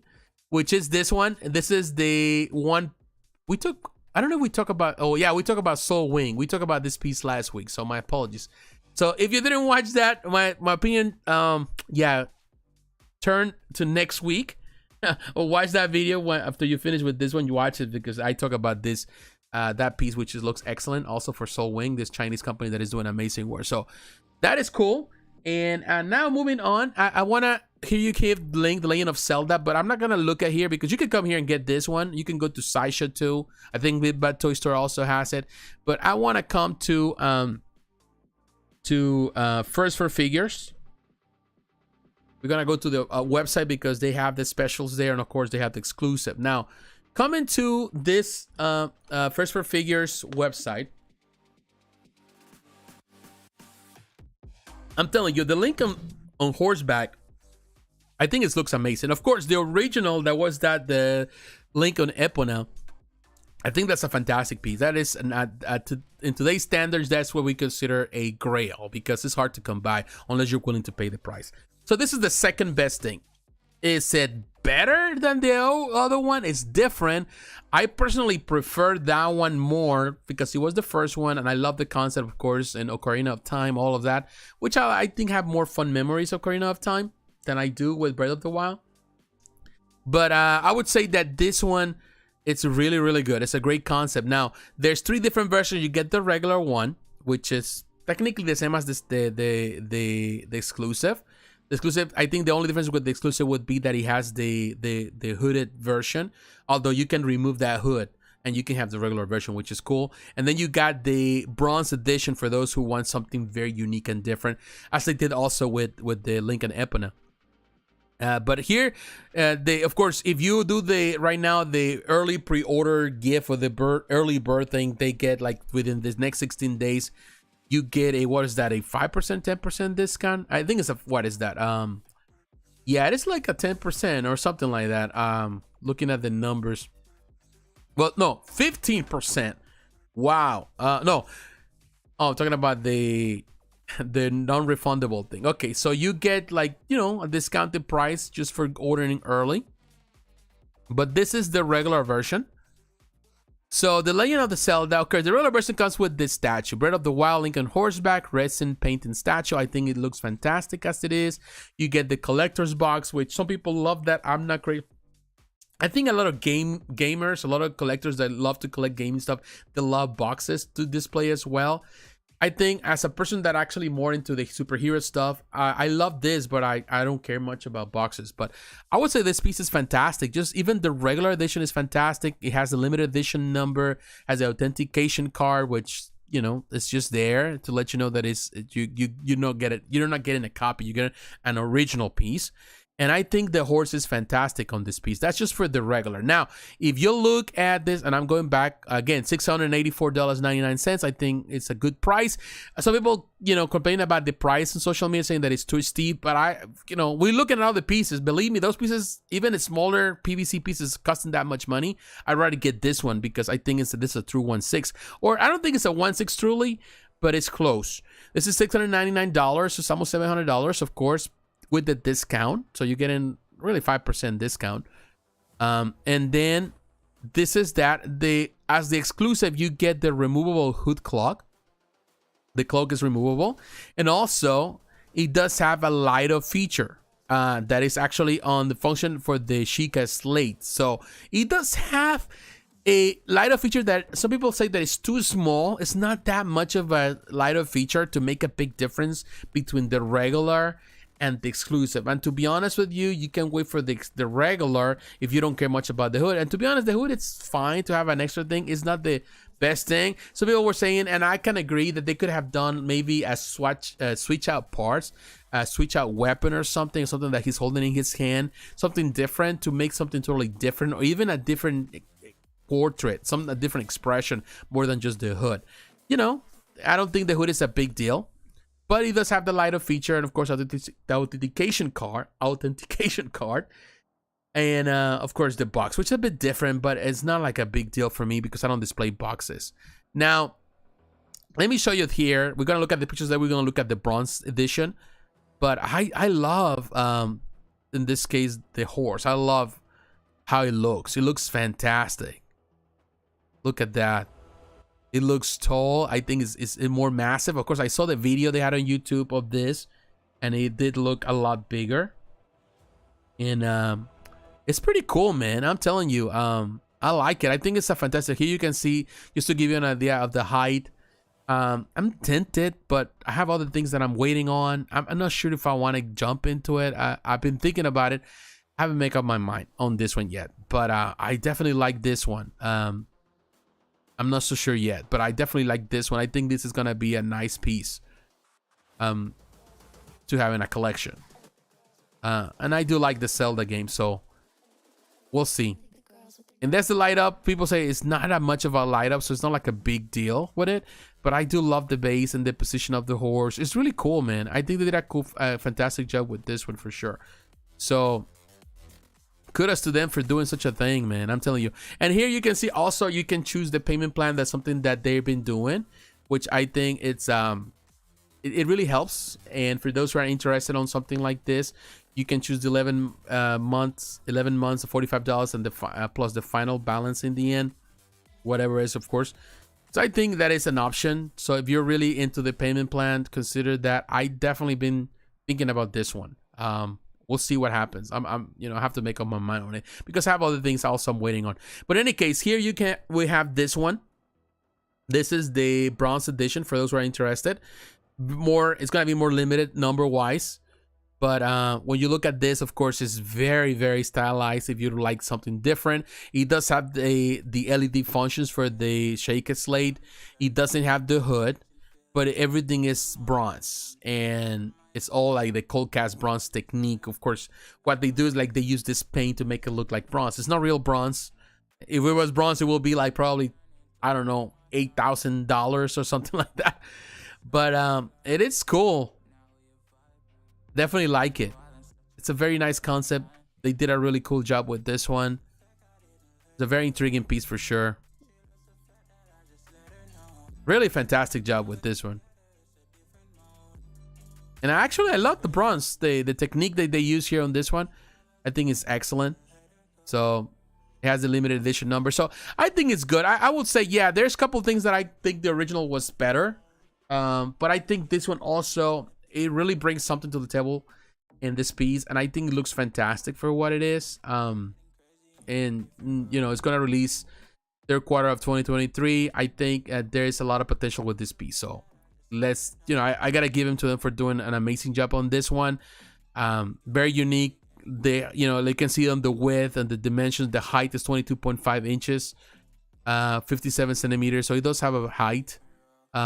It's not the tallest, but definitely there's a very, very stylized, very unique piece. So kudos to them for doing that. I know some people don't want to hear it. Some people would like me to say that it's bad price, all of that. I don't think it's bad price when I'm comparing to other pieces that I even spoken earlier, that they're on the $500, $600 for just PVC, a smaller piece of 1/7 scale. I think this is well deserving of that. I think that in this case, First Figure did a fantastic job with this one, and we'll see what comes after this. So we'll see. You know, there are a lot of options, and there's not much competition for First Figures out there. I think they know that, and they do amazing work with. Even though they know that, they still do amazing work. You know, sometimes some people get something bad. There's always gonna be a bad piece in every batch, but you know, unfortunately, some people get the bad luck to get in those. But for the most part, I think there are more people out there that are happy with the product. So if you follow the group, which I'm a member of the group, believe me, there are a lot of satisfied customers there. So we can say that from First Figures, they do amazing work. All right, my friends. Now we're moving on, and we continue on. We still have some way to go, but I want to move to XM Studios, and And I see that the chat has been really slow today. I suppose, you know, but I want to say to all of you, thank you very much if you're taking time to watch the video. I appreciate it. I know that, you know, it can get busy. Okay, so we have different versions of this. Of course, we have quarter scale versions, and we have 1/6 scale version, and of this Superman that just went on pre-order. Now, I want to talk about the 1/6 scale first because we're going into the 1/6. I want to talk about this one on the Classic 6 scale. Now, the Classic 6 scale, on the quarter scale, they have two different options. This is another thing that they've been doing lately, which I'm not a fan of what XM Studios is doing with that, because they're not doing the switch outs with the with the smaller pieces. They're only doing that with the bigger pieces. They did that with the previous Flash, which to me is disappointing. I don't think that they should be doing that. If they're going to do both pieces of different scales, they should actually give the same amount of switch outs for where there's 1/6 to 1/4 instead of, because what it does make the 1/6, even though it's for the 1/6 collectors, is giving them the poor version. I feel that that's how I feel. And I don't think just because you collect 1/6 it means that you're poorer than somebody that collects 1/4 scale. Ultimately, you collect what you feel more comfortable or the things that you like the most, and I prefer 1/6 over quarter scale. But in any case, they have the DC license are pretty much all over the world. So you see the amount of countries that this is going to display. The list is so long. Technically, they can display it anywhere in the world.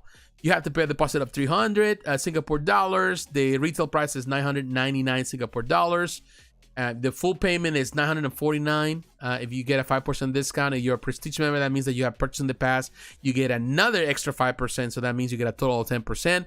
So it's 149 Singapore dollars. So you're looking in US dollars with the exchange, you're looking around $800, 700 and something, which I think is steep for this. Plus, you know, the shipping. You can, of course, you can order this through Spec Fiction, for example, and there, you know.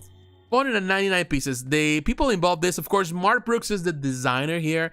Who, you know, he is a fantastic artist. You know, we know that. And the people, let me see who's involved. Mark Brooks is the designer. Martin Augusta is also the sculptor, is the 3D sculptor, and the XM Studio design and development team is involved in the whole process. Now, looking at the Superman, I will tell you, and we're looking at the 1/6 first.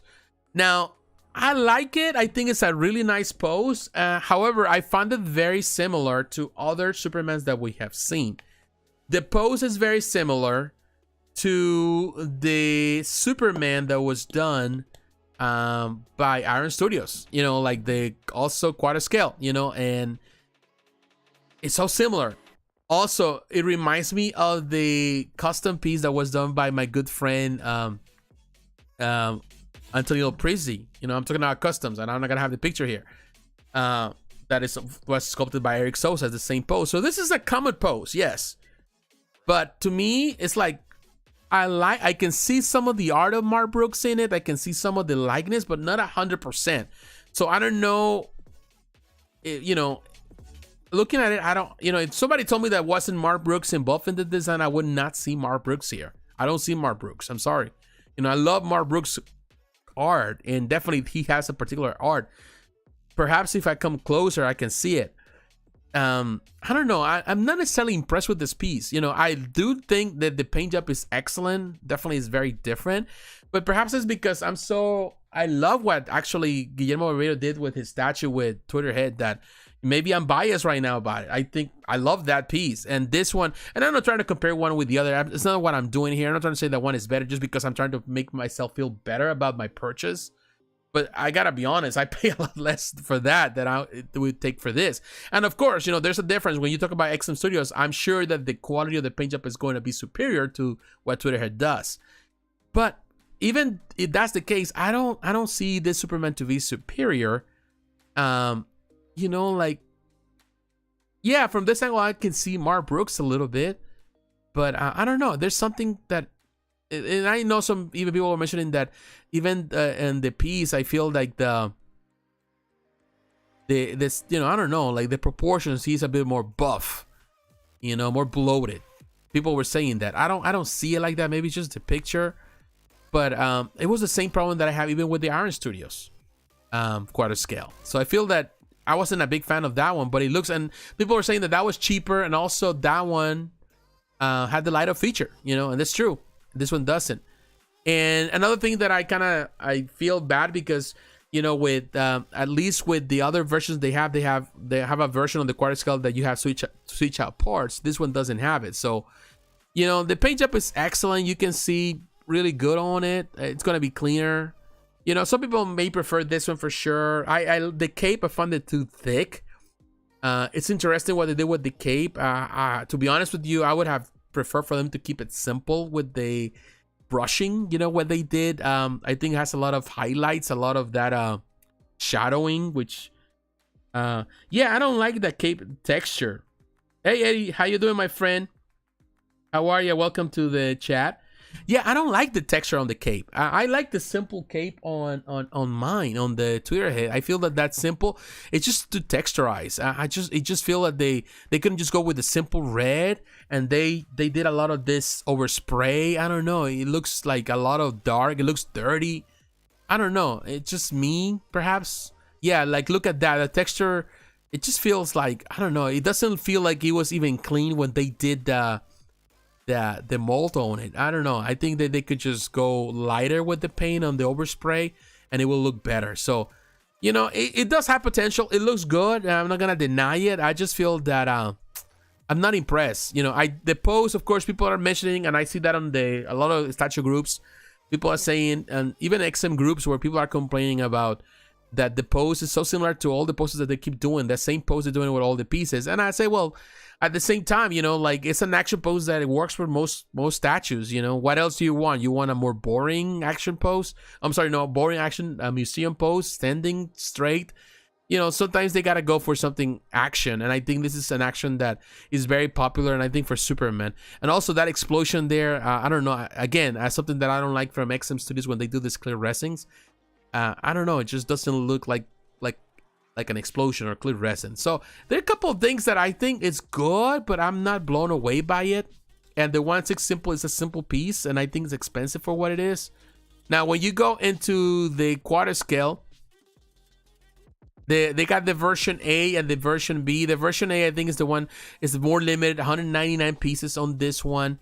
And then you have the version B, which is the simpler version. That is just technically like the regular version. It's 299 pieces. And that one, it's just like this version. We're going to look at this one here. For the version A first. It's kind of weird the way they do this version. It's so confusing sometimes. The retail price for this one is $13.99. And this one, there's another thing. On the 1/6 scale, they have, you know, they're available all over the world. That's a good thing. Now, when you go to the quarter scale, they only available in Southeast Asia. That's the limitation they have with the quarter scale stuff. Now, on this version A, which is the same as the, you know, the 1/6 scale, you're going to get the same thing. So it's the same thing on this one. You get this. Cool and dandy. I think it's the same piece. And I think it's the same photograph that they have with the other guy. So they use the same photograph for the 1/6 scale.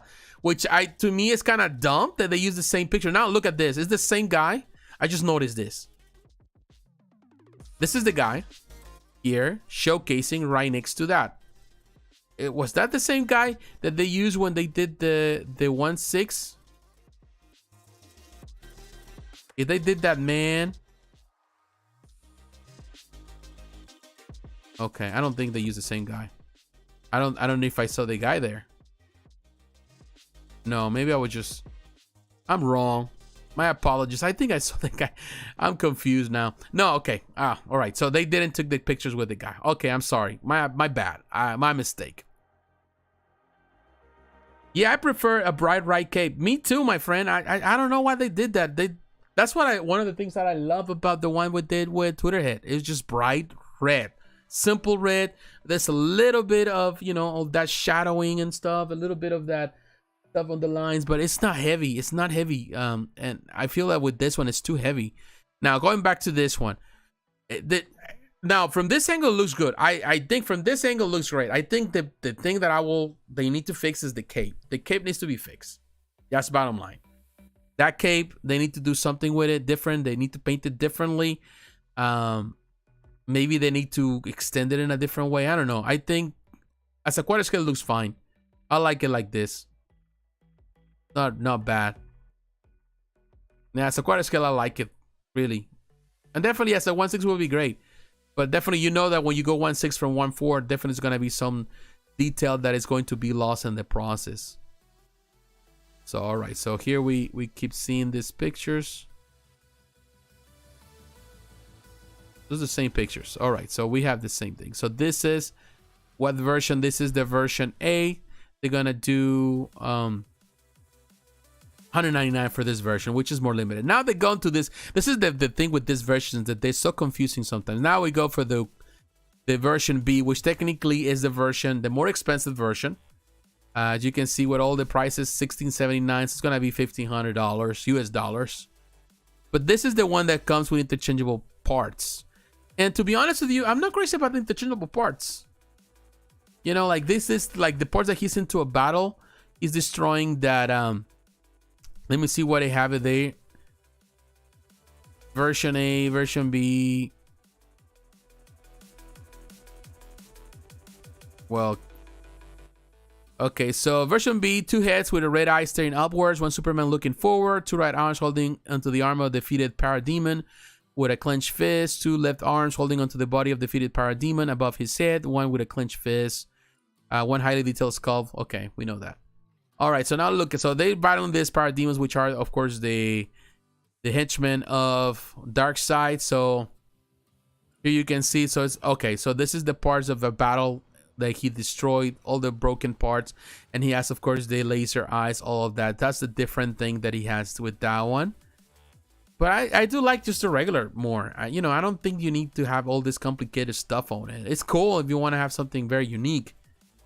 But to be honest, the version B is gonna be even more limited in number. That's another thing that is kind of weird the way they do it. That the exclusives or the ones that we can consider exclusive because they have more parts, they have the bigger edition sizes with the XM Studios, and what we consider regular or the more basic form, he has more limited numbers, which kind of makes sense. But it's something that very different than other companies do, because companies will do the one that is more exclusive that had extra parts. It's gonna be more limited in number. But XM Studios kind of does its own thing. But I gotta be honest, I don't like this portrait with the laser eyes, with the beams in his eyes. I'm not a fan. But I think you can simply keep it with the regular portrait, I imagine. The Parademon parts, it's fine, you know, if you want the extra. But I think this one is better like that. I think it looks bad. I think the only improvement that they need, of course, is on that cape. And to be honest with you, just go for if you want for the 1/6, go for the 1/6. But definitely, I hope that XM Studios listens to some of the criticism, because I know some people have been critical about certain things with this piece.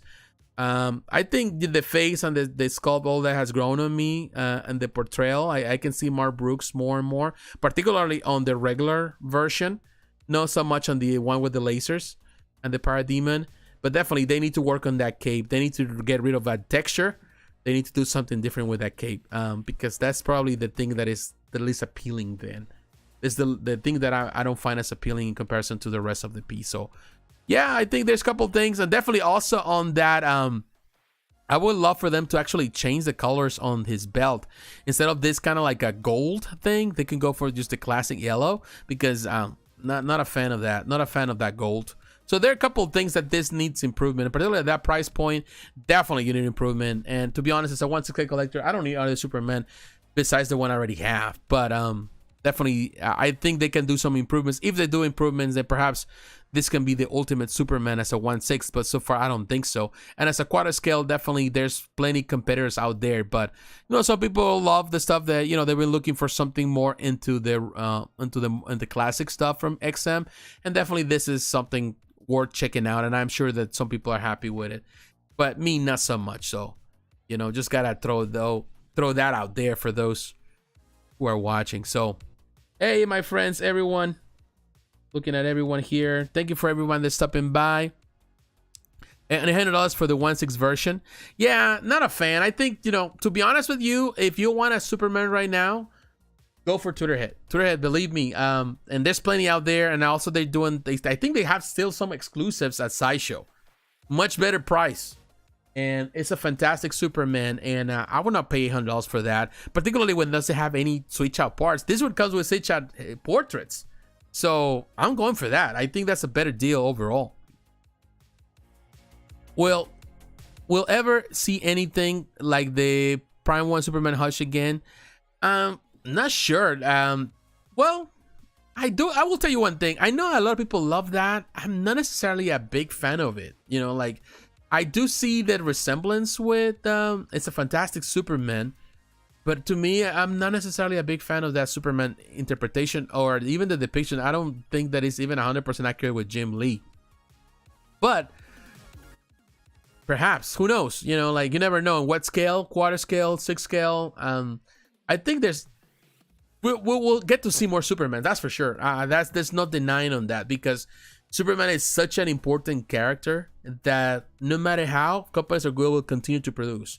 Whether it's Sideshow Collectibles, whether it's Prime One Studio, whether it's XM Studios, whether any company that gets the DC license, they will produce a Superman at some point, because it's a given. Whether it's Superman, Batman, Wonder Woman, those three, they're always going to get pieces in any scale because they sell, and they sell well. And there's always going to be one piece that is superior than the other. So, you know, it's going to happen. When?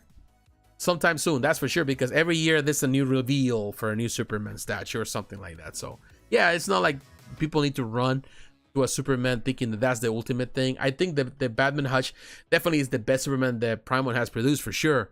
But it's not my favorite. But I know that a lot of people love it.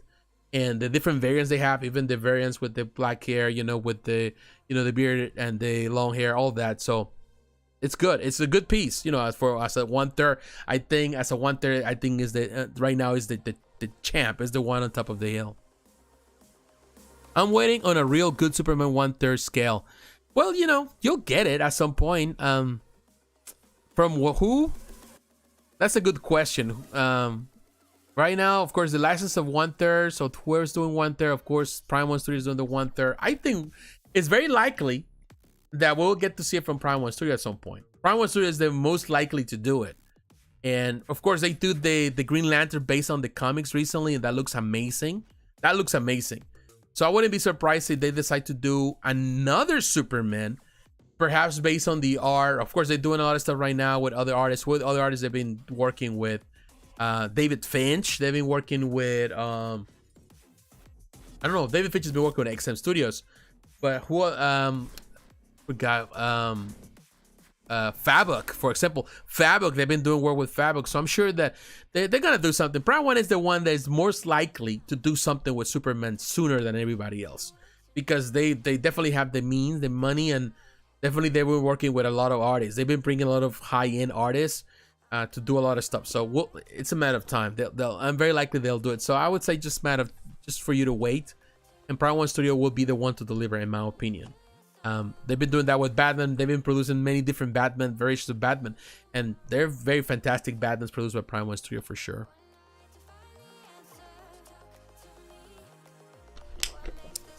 All right, let's keep moving. And what else we have? Oh wow, we still got some good things to go. Wow, it's been a long night so far, but let's go back. I want to come now that we're still talking about DC and quarter scale stuff. I want to come to Sideshow Collectibles. And I'm going to bring you with me. We come into Sideshow because we're going to talk about this, The Joker by Daniel Bell. Now, no edition size yet, $640, which I think is affordable for the quarter scale stuff. This is going to release between June and September of next year sometime. Now, the people involved: Daniel Bell, the sculptor, designer of this piece; Richard Long, also designer. He's the main designer there. Martin Canal, of course, another designer there.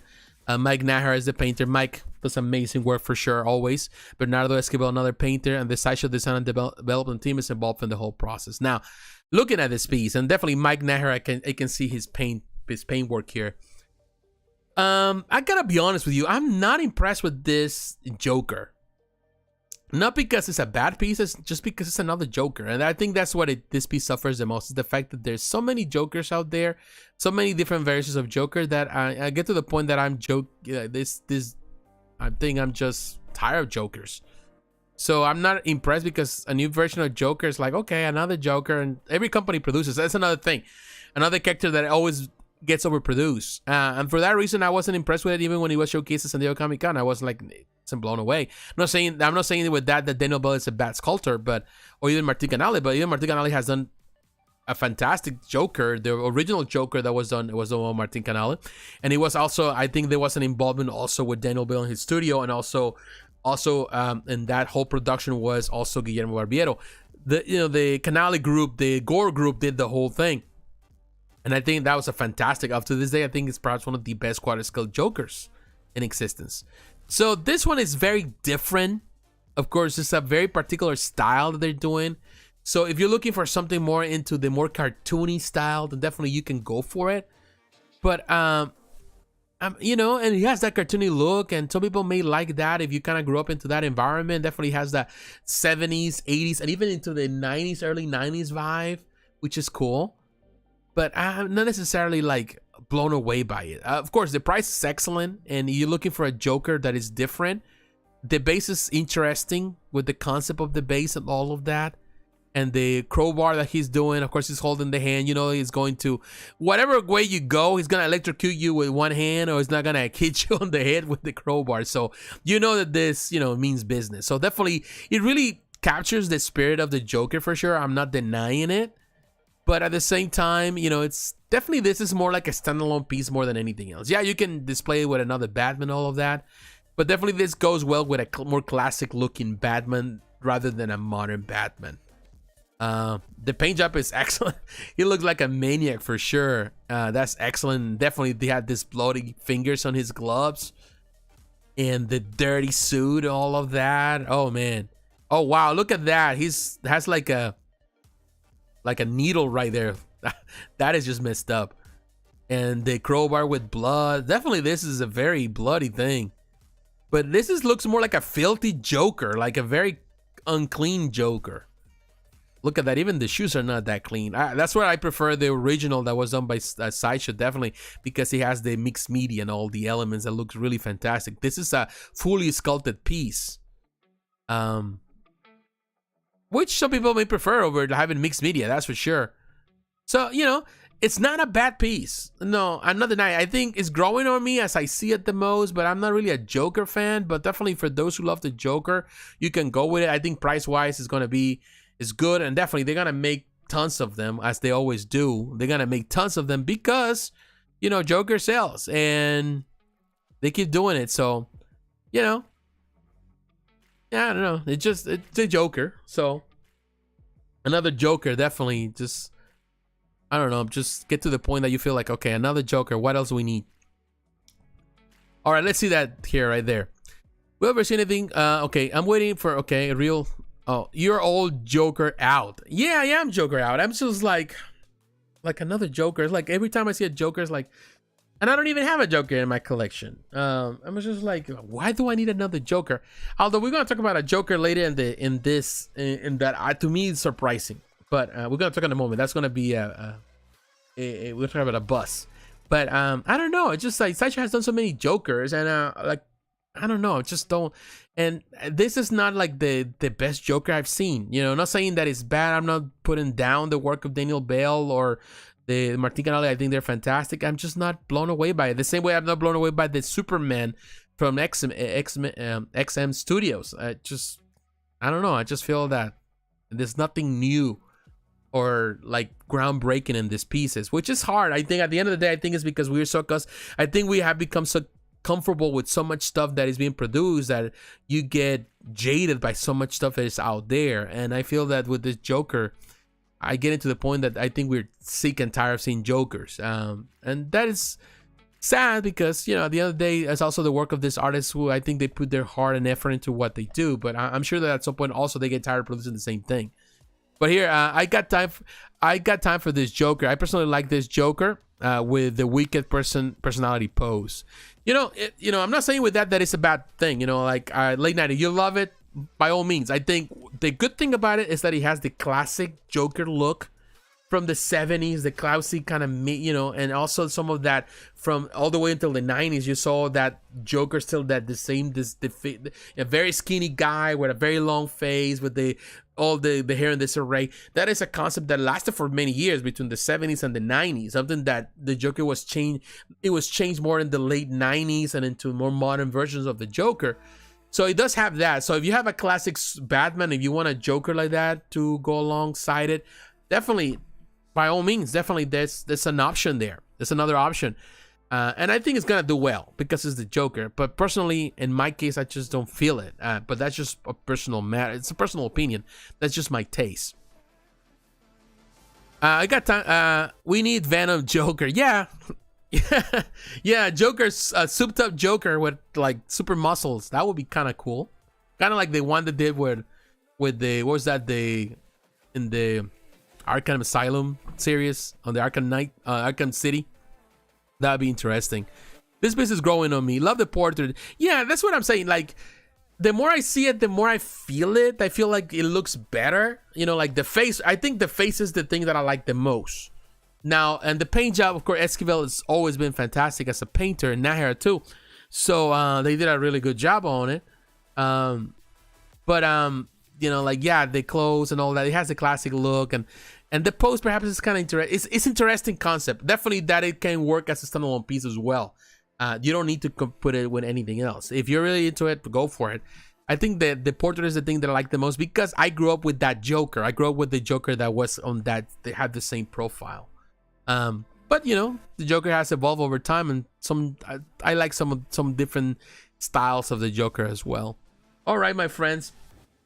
So let's do one more piece before we take a break, because I want to come back into the larger pieces and stuff. But I want to move because right now, and we're gonna go into the 1/3 scale while we are at Sideshow. And we're gonna move from that. That again, that's a Maniac face. I want to talk about another piece that was a showcase at San Diego Comic-Con, and definitely was an interesting thing, and definitely was a surprise. One of the highlights for a lot of people is the Black Panther. Talking about Black Panther 1/3 scale by PCS. Of course, this is based on the license they have with what is that? The video game that they use, the Gamerverse and stuff like that. So this is a very interesting concept. Definitely as a 1/3 with that base is going to be super tall to display. This is a standalone piece for sure. A very unique design. The concept of the Black Panther really looks super cool. I like it. Of course, he looks like a king, and of course right now they're taking the opportunity for do that. He does have a very different portrait, mostly based of course on the game. It looks interesting with that. I would say the neck looks a bit elongated with the, you know, that neck and that. I feel that they could have just have I think actually the head looks a bit small, but of course again it's based on the game. In comparison to the body, I feel that the head is a bit small. But in any case, at different angles looks great with this portrait with the mask and without it. That is cool that they went on that route. It looks like a very young King T'Challa for sure. And he has his spear, which is cool. I think the whole concept, I think this was a really nice piece.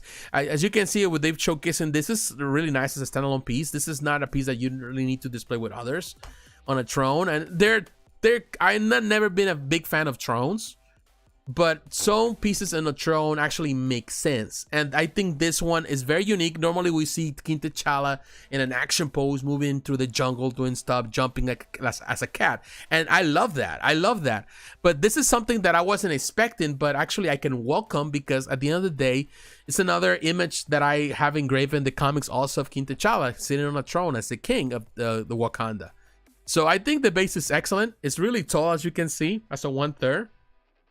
They could have just made that throne smaller for sure, but hey, you know, he is in his throne room, all of that. So definitely they had to make this throne as big as possible, and it looks really cool based on the game, which I really don't play, so I really don't know. But I think the concept is excellent. It looks really good. It doesn't even need light up features. I like the fact that they have even detail on the back of the throne. They couldn't just go simple and not have anything there, but they're going all out on the display and the detail. Now I can say that it's all black, but they can have some things more in silver. Although I don't know if it's just the lighting that kind of get this kind of like shot, you know, this overspray of silver on it. Or maybe just the lighting effect. But I think it's excellent. There's texture on his suit, very unique, very different. And the spear right there. There are plenty of pictures here, so I think they did a fantastic job on it.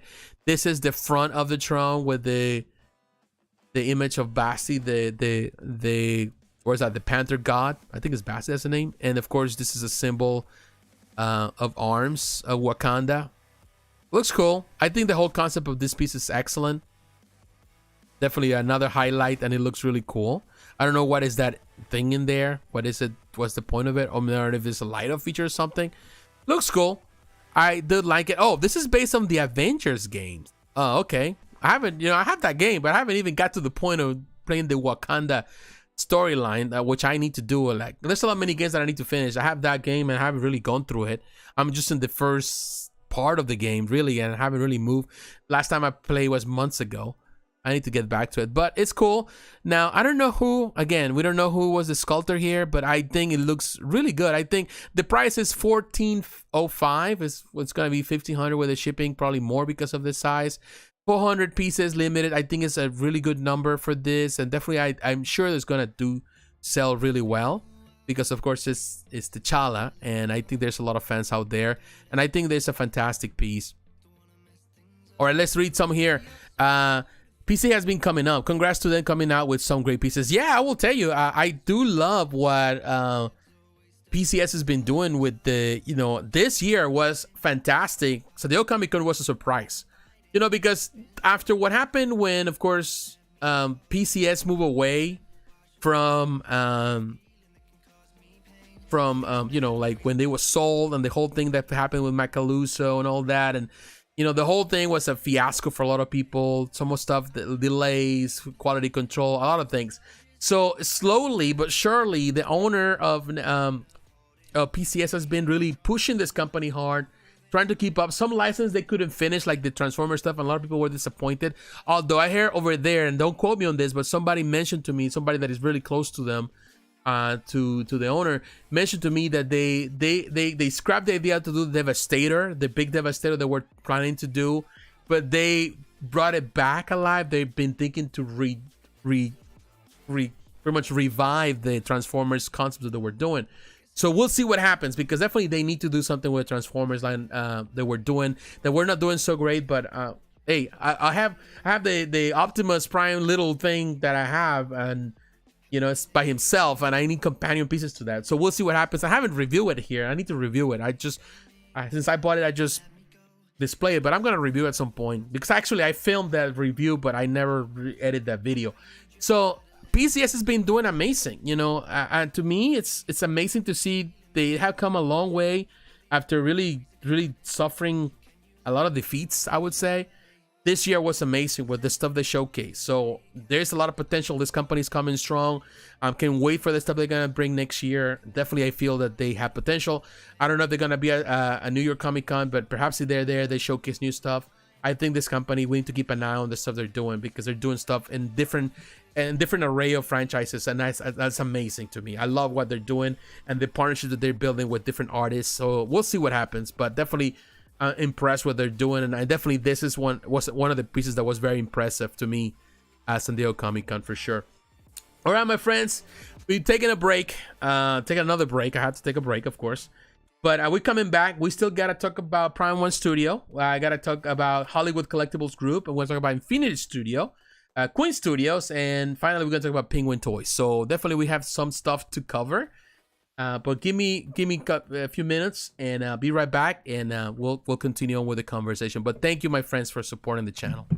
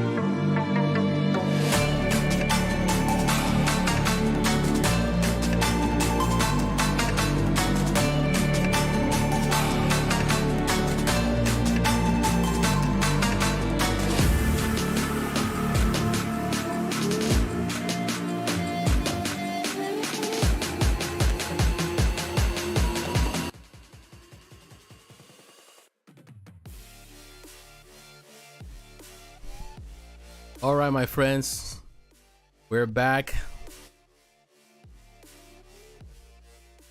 Thank you to everybody that is taking time to watch the video. Appreciate it. Appreciate your support. All right, so coming through everybody that is taking time to be here, I appreciate it. Don't forget, my friends, if you're watching this, leave a like if you like the content on this channel. Subscribe to the channel. You're here for the first time, you watch this. Leave your comments, let me know what you think about this. Again, as I always mention, the timestamps will be here in this video tomorrow. They'll have timestamps of you in the future. You want to come back and look at my, read my opinion, or kind of go to that particular part of the video where I talk about something, then you'll know for sure. That give you an idea. It's like a guide that tells you where the things that we're covering throughout the night. All right, so I want to say to all of you, thank you very much for the support, and don't forget also to follow me on social media, Facebook, Twitter, Instagram. The links are down below, and consider supporting the channel financially through Patreon. All right, my friends, we moving on, and we have more companies to cover. And right now that we are on the 1/3 scale statue, we ended with PCS Collectibles. I want to talk about Prime One Studio. Now, for that, I want to come to Sideshow, and I want to talk about first about Prime One Studio. First, I want to talk about the stuff that they have here at Sideshow. I talked about this piece a long time ago because it went on pre-order at the Prime One Studio website, but now they have it, this new thing that they're doing. Of course, the surprise to me was San Diego Comic-Con that we saw a lot of a lot of the stuff from Prime One Studio being showcased. So now they're releasing the Gipsy Danger. You have the deluxe version and the regular version, which I think they're fantastic pieces. The deluxe version, of course, is more expensive, has the collector's edition. I think which one is the more expensive? The deluxe version. The collector's edition is just kind of like the regular version. They're pricey, but hey, these are fantastic pieces with tremendous light of features. The fact that they're now showcased here at Sideshow, the Sideshow's available, it's going to have it to sell. That is another plus. It's great because there was a time where the relationship didn't work out so good, so they kind of cut that relationship, and a lot of people were sad about it. But now this gives another option for collectors in North America again, and internationally too. They prefer to order from Sideshow, although Sideshow also has some killer prices with the shipping cost, so that can also add up. But that gives us an alternative for a lot of people to have this amazing pieces. So you'll love, of course, the Pacific Rim stuff, then definitely you can go for this. It looks cool. It's a huge piece for sure. All the light up features. And of course, these are Photoshop pictures that we have seen, but we have seen also the prototypes presented by Prime One Studio. So they look great. So it is good to know now that they are going to be available here at Sideshow. And definitely they look fantastic. As you can see, all the different parts, swappable parts with the hands. So they have different hands, different cool. It has the LED illumination, which looks amazing on the deluxe version. So that is the deluxe. When you look at the collector's edition, which is the regular version, I think the only difference, it doesn't have as many swap out parts as the other one. It does have swap out parts, but not as many. Still looking at this, yeah, I love the quality of this. And I'm not even a big, you know, like there's even lighter feature on the base, if I'm not mistaken. Yeah, with that creature that they vanquish, or is the paint job? It's just the paint job. Oh no, it actually is a lighter feature right there. So it does have a few minor switch out parts, but overall is technically the same thing. So $100 cheaper. So a little over $100 cheaper. So it's cool. So that's the thing. No, but you know, that's not the only thing that Prime One, and I would say it's news to know that they are releasing stuff here, and we're gonna see more stuff from Prime One Studio moving here. But I will tell you the other thing that they released this week. We're gonna talk about Wonder Woman in just a moment, but we have also this Prisma wing, which is technically their PVC stuff, the smaller stuff that they produce, and the Prisma wing has been kind of like thing that they've been doing lately. I'm not really into a lot of this anime stuff, and particularly this type of girly figures or girl figures. This is the time I got reincarnated as a slime. That's the name of the anime. You know, Japan has some of the most weirdest stories ever, you know, where there's an anime, manga, all of that. So definitely a lot of people love these characters, or there's a big fan base out there. But it's kind of cool, you know. I'm saying that it's not. It's I do like the concept though, like the base, what they did with this wood and the honey, all that. And I like the way they did the honey thing with the clear.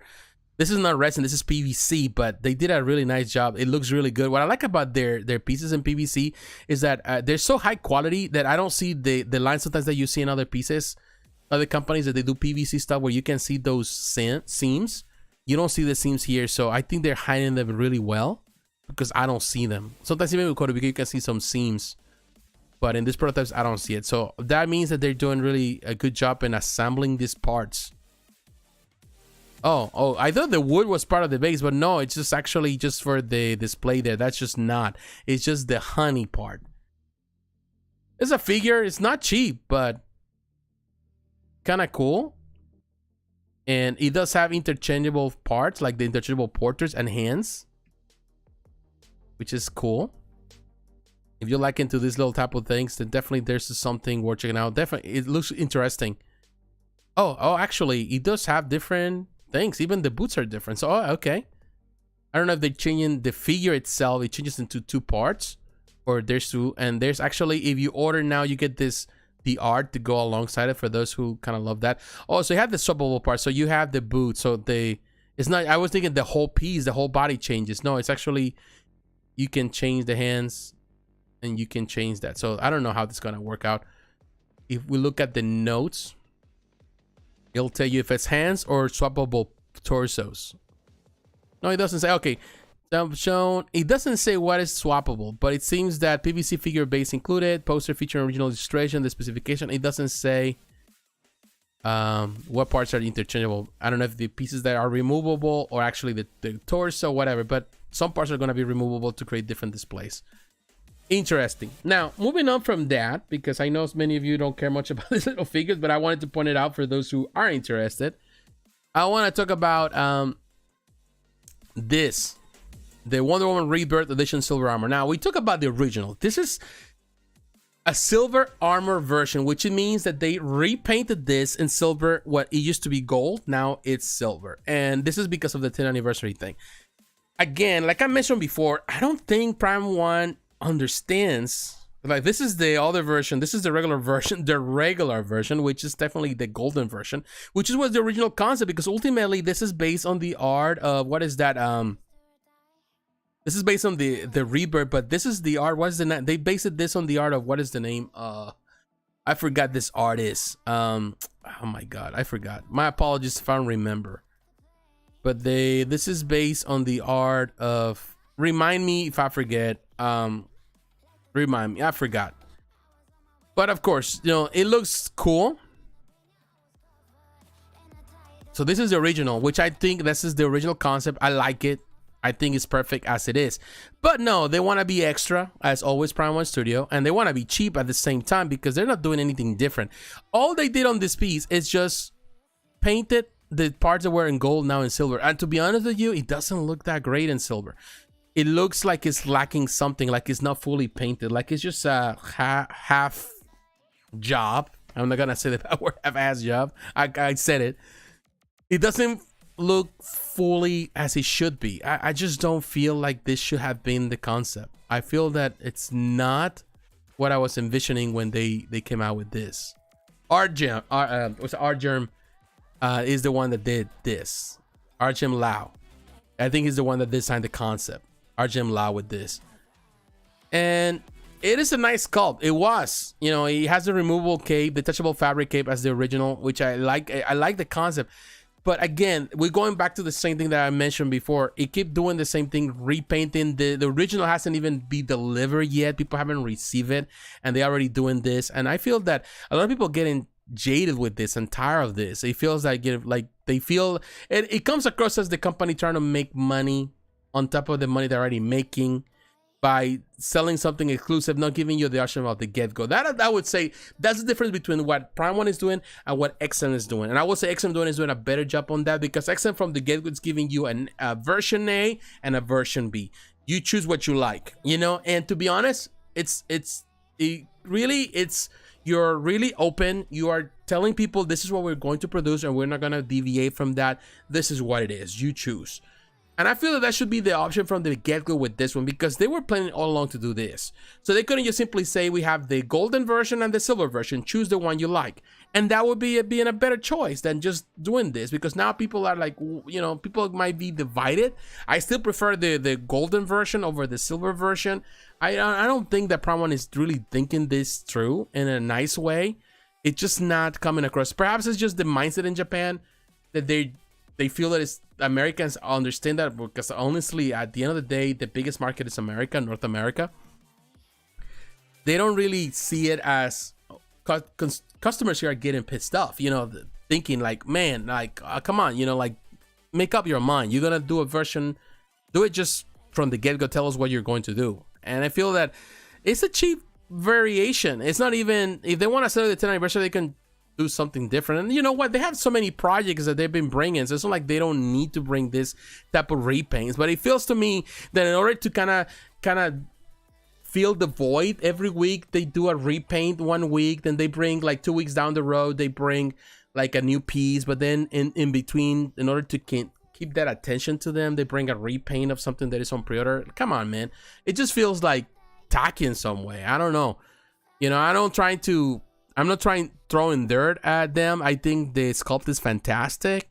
I just don't see the difference. I feel that the original is just good as it is, and this version of silver is not bringing anything new. It's not a bronze statue. It's not like cold cast bronze or something like that. It's just the same thing. The only difference is the silver, and it doesn't even look that great.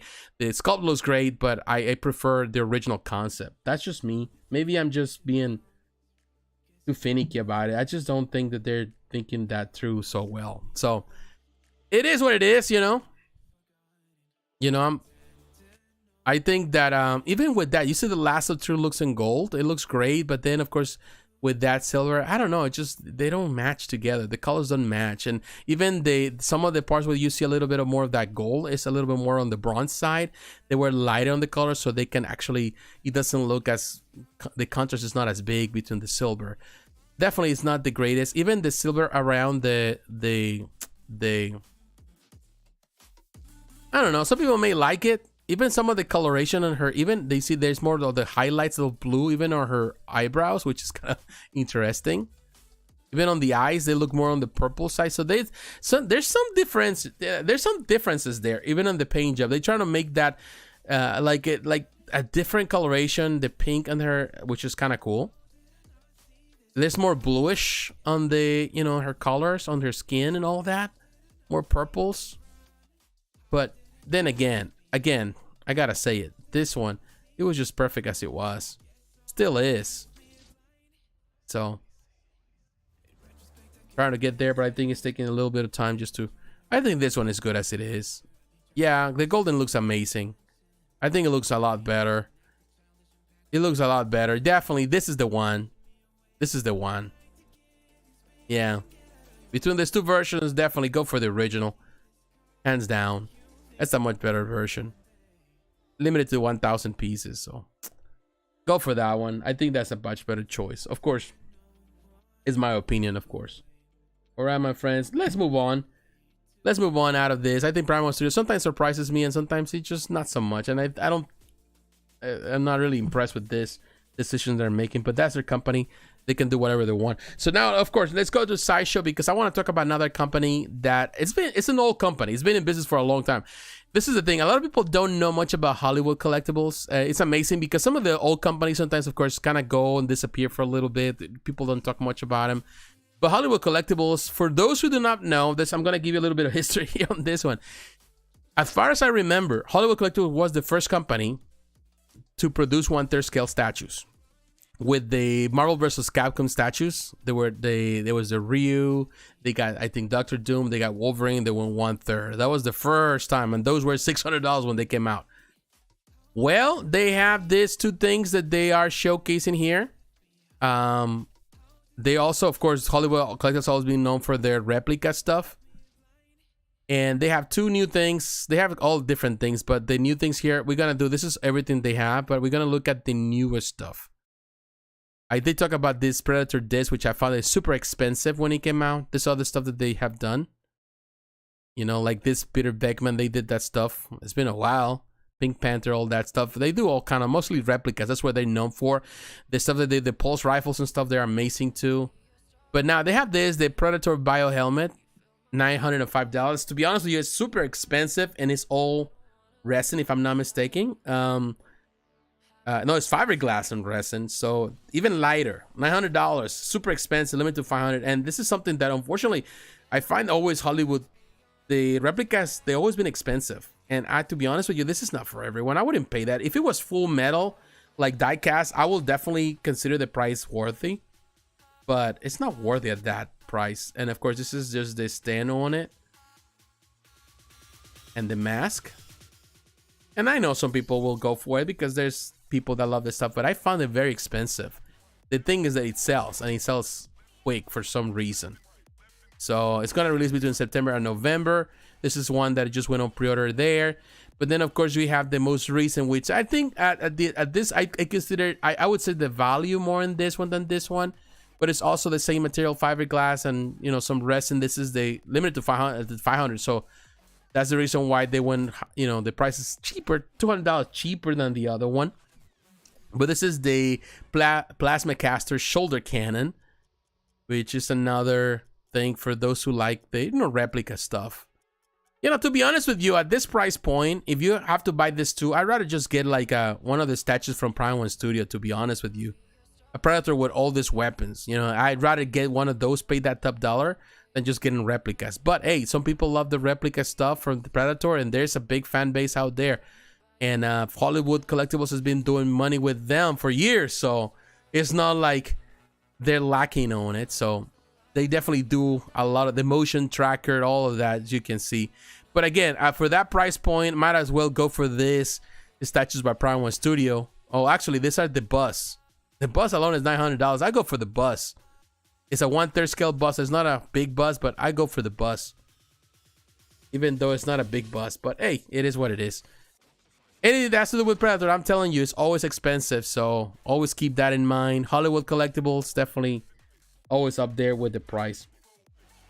All right, my friends. Now we're moving on. I want to move now back to spec fiction. Let's go back to spec fiction because I want to talk about another company, Infinity Studio. Infinity Studio is releasing these two statues that you can see from Evangelion. There's two different versions here. And let's look at the first one. This is the elite version. This is the half scale statues, $855. If you are a fan of Evangelion 3.0, you cannot redo this movie. Ayanami, this is it's interesting. This is you know, Infinity Studio does amazing work. This is if I'm not mistaken, this is all sculpted piece. It's resin, it's polystone fabric and plastic. So it's not like a weird complicated thing. Here's the body. So the base on this one is very simple, as you can see, but it looks cool. A simplicity on this piece. Very nice portrait. Here you can see the different versions. This is the other version that has the tall base. This is just the regular vase on this version, and there's two versions. I think one this has this taller vase with this explosion, all of that based of course on the movie. It's a bit taller, so, and also has a different portrait thing, or you know, like pose. I don't know if it's because you get two different things on this one. So I know this is the no redo. This is the elite version from the, okay, so let me see. There's a different, okay, also available is the premium version of this statue. Okay, the elite version is this one. Now the premium version, it's $990. The elite version is $855. So that's probably like the elite version, even though it's elite, is more like a regular version. The premium version is a bit more expensive, but it does have differences. I think it's because of the clothing. The body's different. The base is different, as you can see. It also has like switch out arms. So it can do different poses. So ultimately, it's what you like, how you want to pose her. The portrait is the same. The base is different, but they have the two options. It would be nice also, well, it is what it is on this one. And that's an interesting looking base. And of course, this one has the hand, also the backpack, all of that. It has that, of course, the Walkman. You haven't watched the movie, watch the movie. You're a fan of Evangelion 3.0, you see. Then you have all these plants in red, the blood. It also has this. So that gives you an idea. Again, this is the elite version. This is the premium version. So I think they look great. But of course, with the premium, you get a little more, you know, more parts to change out and do certain things, which it's up to you. You want to do that. So that is really cool. Now, while we're here also in spec fiction, I want to talk about Queen Studios. Of course, we talk about, hey, wait a minute. I didn't talk about Queen Studios initially. I skipped Queen Studios when we were on the action figures, which I apologize. I didn't get the chance. Well, I'm going to have to do it now. That's messed up. But I will tell you one thing. Queen Studios has been busy. They've been busy doing stuff. They release, of course, on the InArt action figures and the 1/6 scale stuff. And they also released this bust for the Alien. Let's look first at the Batman all in art 1/6 scale statue. They also, if you look at what the stuff they have here, they have the 3 different versions. Let me put him here for you. All right, new to all.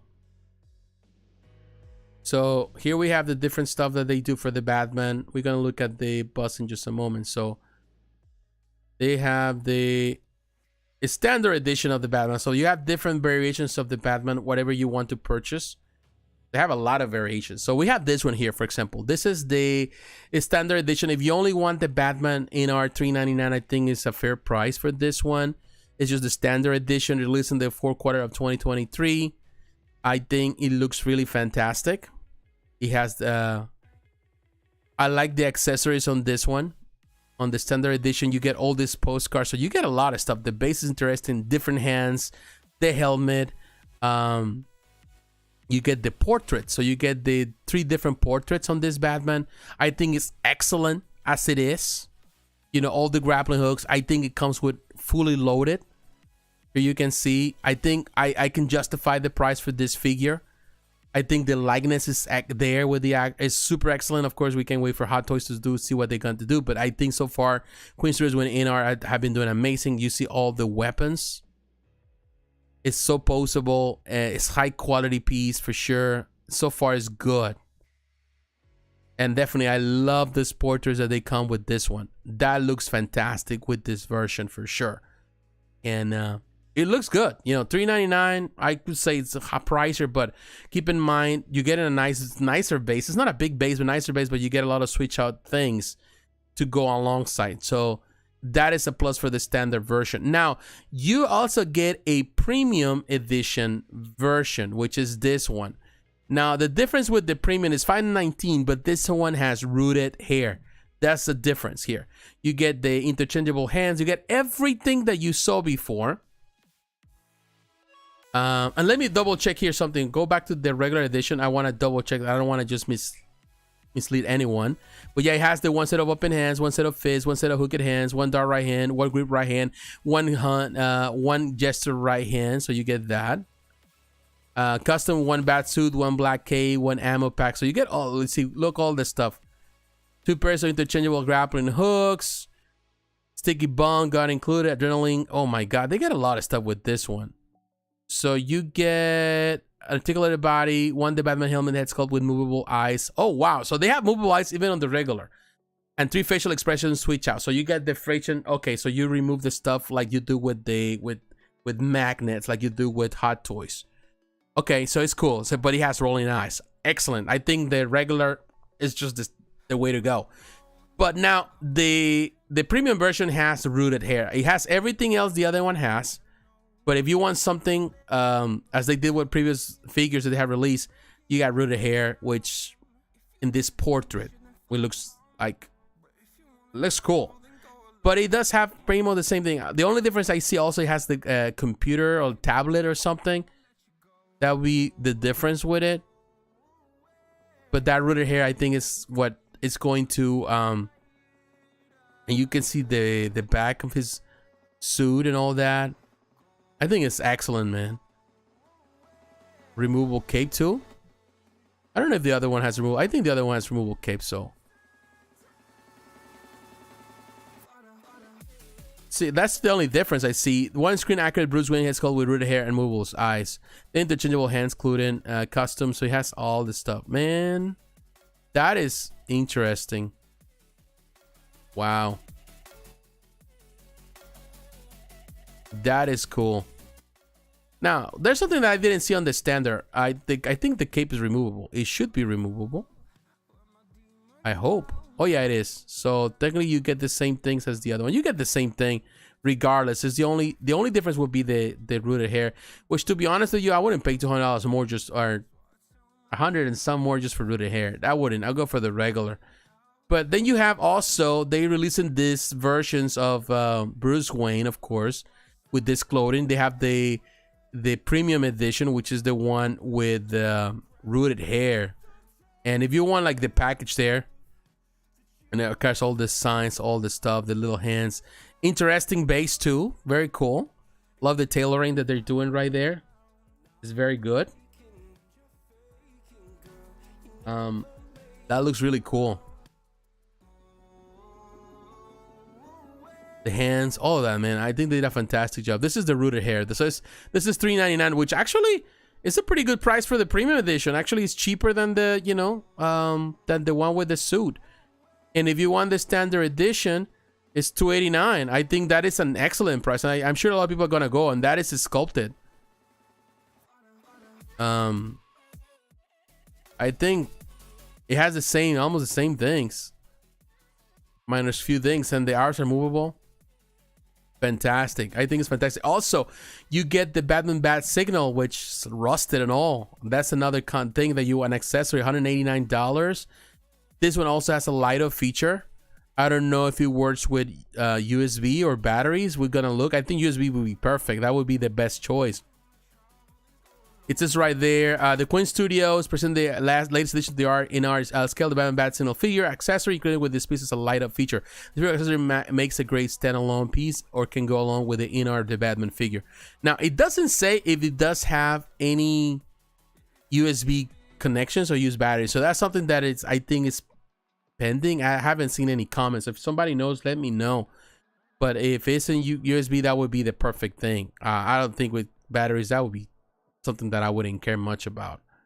So but here is the all in all. If you want to have it all, the $949, this is the whole set, but then you get of course the rooted hairs for all of them, so you get the pretty much everything that is more on that. So that is cool if you want to have it all in one single bundle and you want to have the premium stuff. Almost $1,000, but man, you get everything. It's cool concept. Definitely Queen Studios is killing it with these figures. We'll see how that goes overall over time, but definitely so far they're doing amazing with this figure. So this is something that they showcase, but that's not the only thing. Of course, now talking about statues, another thing that they showcase of course is this alien life-size bust. And I'm telling you with this,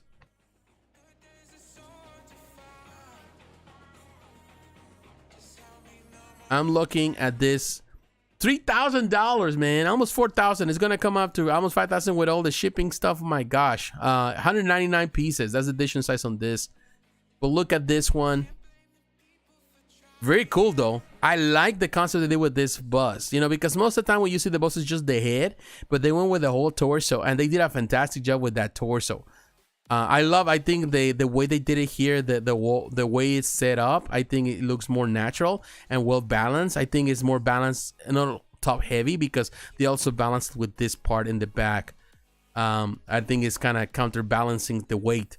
It looks really good, man. I think they did a fantastic job on this one. I know it's going to sell well. Looks very menacing. It's a life size, so it's gonna be huge. I don't know if we can see the dimensions at some point. But this is being a life size is gonna be large.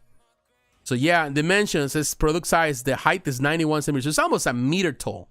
It's 49 centimeters in width and 92 centimeters, also almost a meter long. So it's long, it's tall, it's wide. So it's big. It's a big buzz. Definitely needs a lot of space, and definitely for big fans of this, of course, it's expensive, but it's limited in numbers. It is a really expensive piece, but hey, you know, I know there are aliens fans out there. Alien fans definitely are going to have a field day with this one for sure. They're gonna love this one. I think it's gonna sell well. So definitely it's a one thing that is worth checking out. Let me drink this. We're gonna move to the next thing.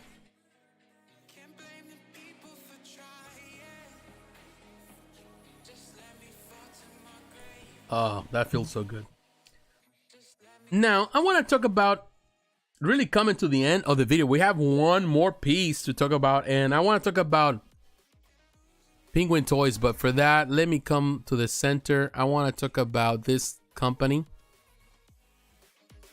This is a new piece that I think I've seen a lot of people be excited for it, and I think this, to me, it was terrific this week. Let me see if I can see it here. Wow. Those are the features, but let's go to the new to all. Right here. Right here. It's already on the wait list. It's already on the wait list. Batman the Killing Joke, the Joker. Limit Studio. I saw that was that Chris Michael, the Batman statue collector. He was calling this the X-Penguin Toys. That is a bad design. The X-Penguin, that's not the name of the company. The company is Penguin Toys. The company Penguin Toys is a company that sells. It's technically the company that produces a lot of stuff, and actually is the one that many companies work with. A lot of companies like Infinity Studio work with Penguin Toys. And technically, the design, Infinity Studio designs these pieces. Penguin Toys is the one that produces them. Technically, Penguin, I don't know how they have this relationship, but technically, Penguin Toys is kind of like the mother company or something. They have this relationship. They're the manufacturers. So Penguin Toys manufactures toys and all, but they do have a relationship with other companies and studios in Asia, and they actually are the ones that they produce for them. So Limit Studio is a very small company. It's the first time Limit Studio. This is the first piece by Limit Studio. Now, for those who are unfamiliar with Limit Studio, let me kind of take you to Facebook. and I'm going to this is you know, the artist that is doing this, Jisuo. It's a Chinese artist, and he is Limit Studio. This is his studio, and this guy is the one and that actually designed this. As you can see, he designed this, and only this went on pre-order on September 18th. That was it. They only produced 99 pieces because, of course, it's a very small studio. They don't have the means to produce a lot of stuff. The price, I think, is excellent for this life-size bus. It was 13 USD, 1330 USD. That is an excellent, excellent price. But here you can see with what he's doing here with this piece. Look at this one. And look at this piece. You know, I'm never, like, I was talking earlier about the yeah, like my gosh, right, next level stuff, like some of those other busts. I will tell you, this piece is awesome. You know, I gotta be honest with you. When I saw it, you know, you get jaded. I was telling you how jaded I am with Joker, but as soon as I saw this one, and I will tell you, the Killing Joke is not my favorite Joker story or my favorite Batman story. I think it's overpraised and is, you know, it's overblown by a lot of people. But you know, the art is amazing. Of course, the art's always been amazing. You know, Baller did an amazing job there. So the likeness with this bus with the art, it's just spot on, and make this a very unique bus that to me blows even the Sideshow depiction right now, the quarter scale statue, you know, of the water. I think they did a phenomenal job. It's very unique.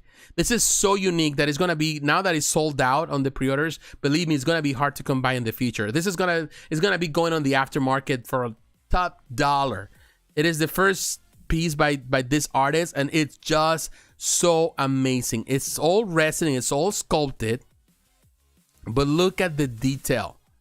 Now let me zoom before we get into the detail. Let me see if there's elements of mixed media here. I think there is some. If I go back to here to this, of course, in the wait list here, there is the resin, there's polyurethane, there's cloth, there's metal, there's electronic accessories. You know, so it does have, I think the translation was from Chinese and it was not done well. But in any case, it does have all the mixed media elements that you need.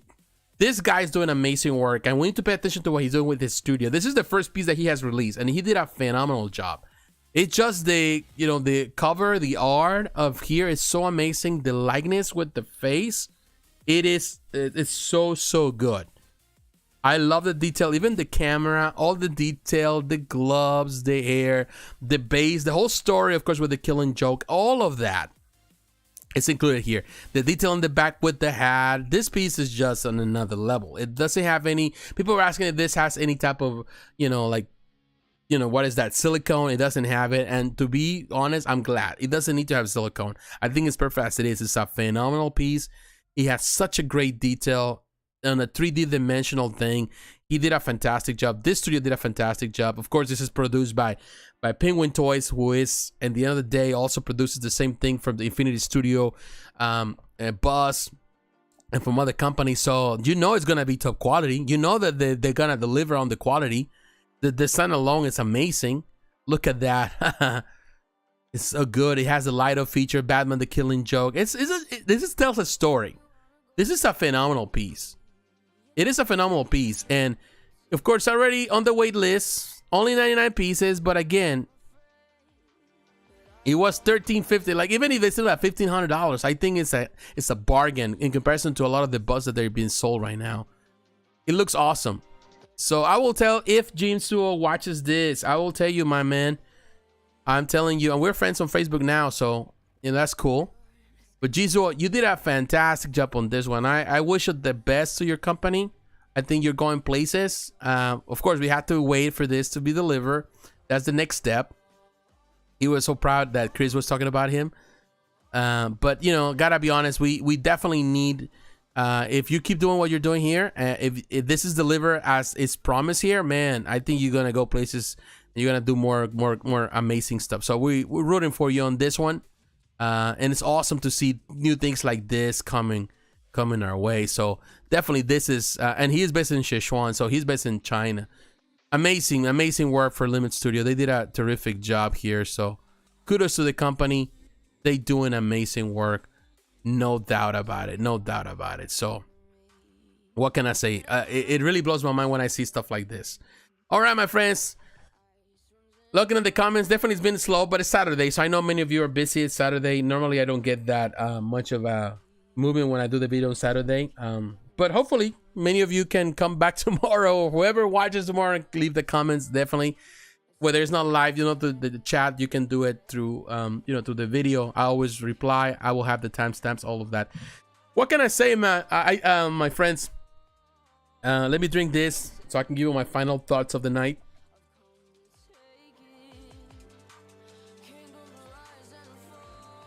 Well, final thoughts. Definitely it's good to see the companies. I feel that there is, you know, it's always going to be a lot of things that happen, you know, drama and all that. I'm glad to see companies pushing, like I was mentioning early in regards to First for Figures. I'm glad that they're addressing the problems, particularly with the social media stuff. You know, I would say Alex Davis did an amazing job, and a humble response from him to come to me and to address the situation. And I wish him the best. I wish the company the best. They continue doing it, doing amazing work, and I love their work. I love this stuff because I'm a gamer and I love games and I love the art based on games. So they do amazing. So it's good to see companies addressing situations. Definitely the pricing is another thing that we have to confront. People don't like it, but it's just the way we are and we live in. And some pricing I don't understand, to be honest. Some of the prices I do understand. But it's across the board. You know, every company is just raising their prices. Some things I think we get too much. You know, like we get in to see a lot of the same thing. Like Superman, another Joker. But sometimes some Jokers blow your mind. Like this Killing Joke Bus by Jisuo, a new studio, Limit Studio. I think that there's potential. It's amazing when these young companies are coming on board and they bring in amazing art.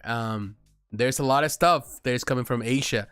Stuff that is not necessarily based on anything that is popular. Some different franchises that we don't know much about, but the art is really good. Companies like Triegles or ThreeArtisan.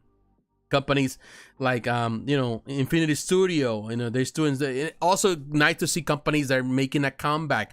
Companies like PC Collectible, you know, PCS Collectibles doing an amazing comeback with the stuff this year. They've been doing great. I think they were the winners of San Diego Comic-Con, in my opinion. Now also you see Hollywood Collectibles. I think there's so much. I think that what the companies are doing, they're cementing themselves. And it's good to see that, you know, like it's good to see every week there's something new. There's a new company to talk about. There's a company that is bringing something very different and unique and exciting.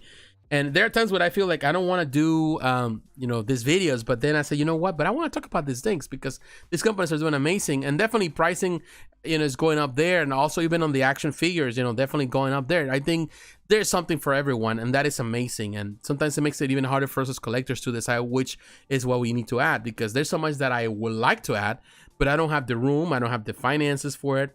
First, I don't have the finances for a lot of this stuff. And second, I don't have the space for it. I don't have the room anymore. So try and definitely kind of, once you start adding some stuff, actually start deviating from their original vision. But it just blows my mind, and I like to talk about these things. Even if I don't get a chance to own a lot of these things, I definitely get the chance to talk about it. And that's the fun part of being a collector, that we get the chance to enjoy the stuff. You don't have to own it to enjoy it. You can, you know, enjoy it by just looking at the stuff and talking about the art, and really, you know, seeing it in the hands of other people too. It's always good. So my friends, I want to say thank you very much, all of you. Thank you for your time. Thank you for watching. Stay tuned for more videos this week. Perhaps I get the chance. I'm recovering for that. I feel better now, but I still have a little bit of that in my chest. But even I don't hear so well. But we'll see what's going on in next week. But definitely stay tuned. Hopefully this week brings more stuff. We'll see what happens.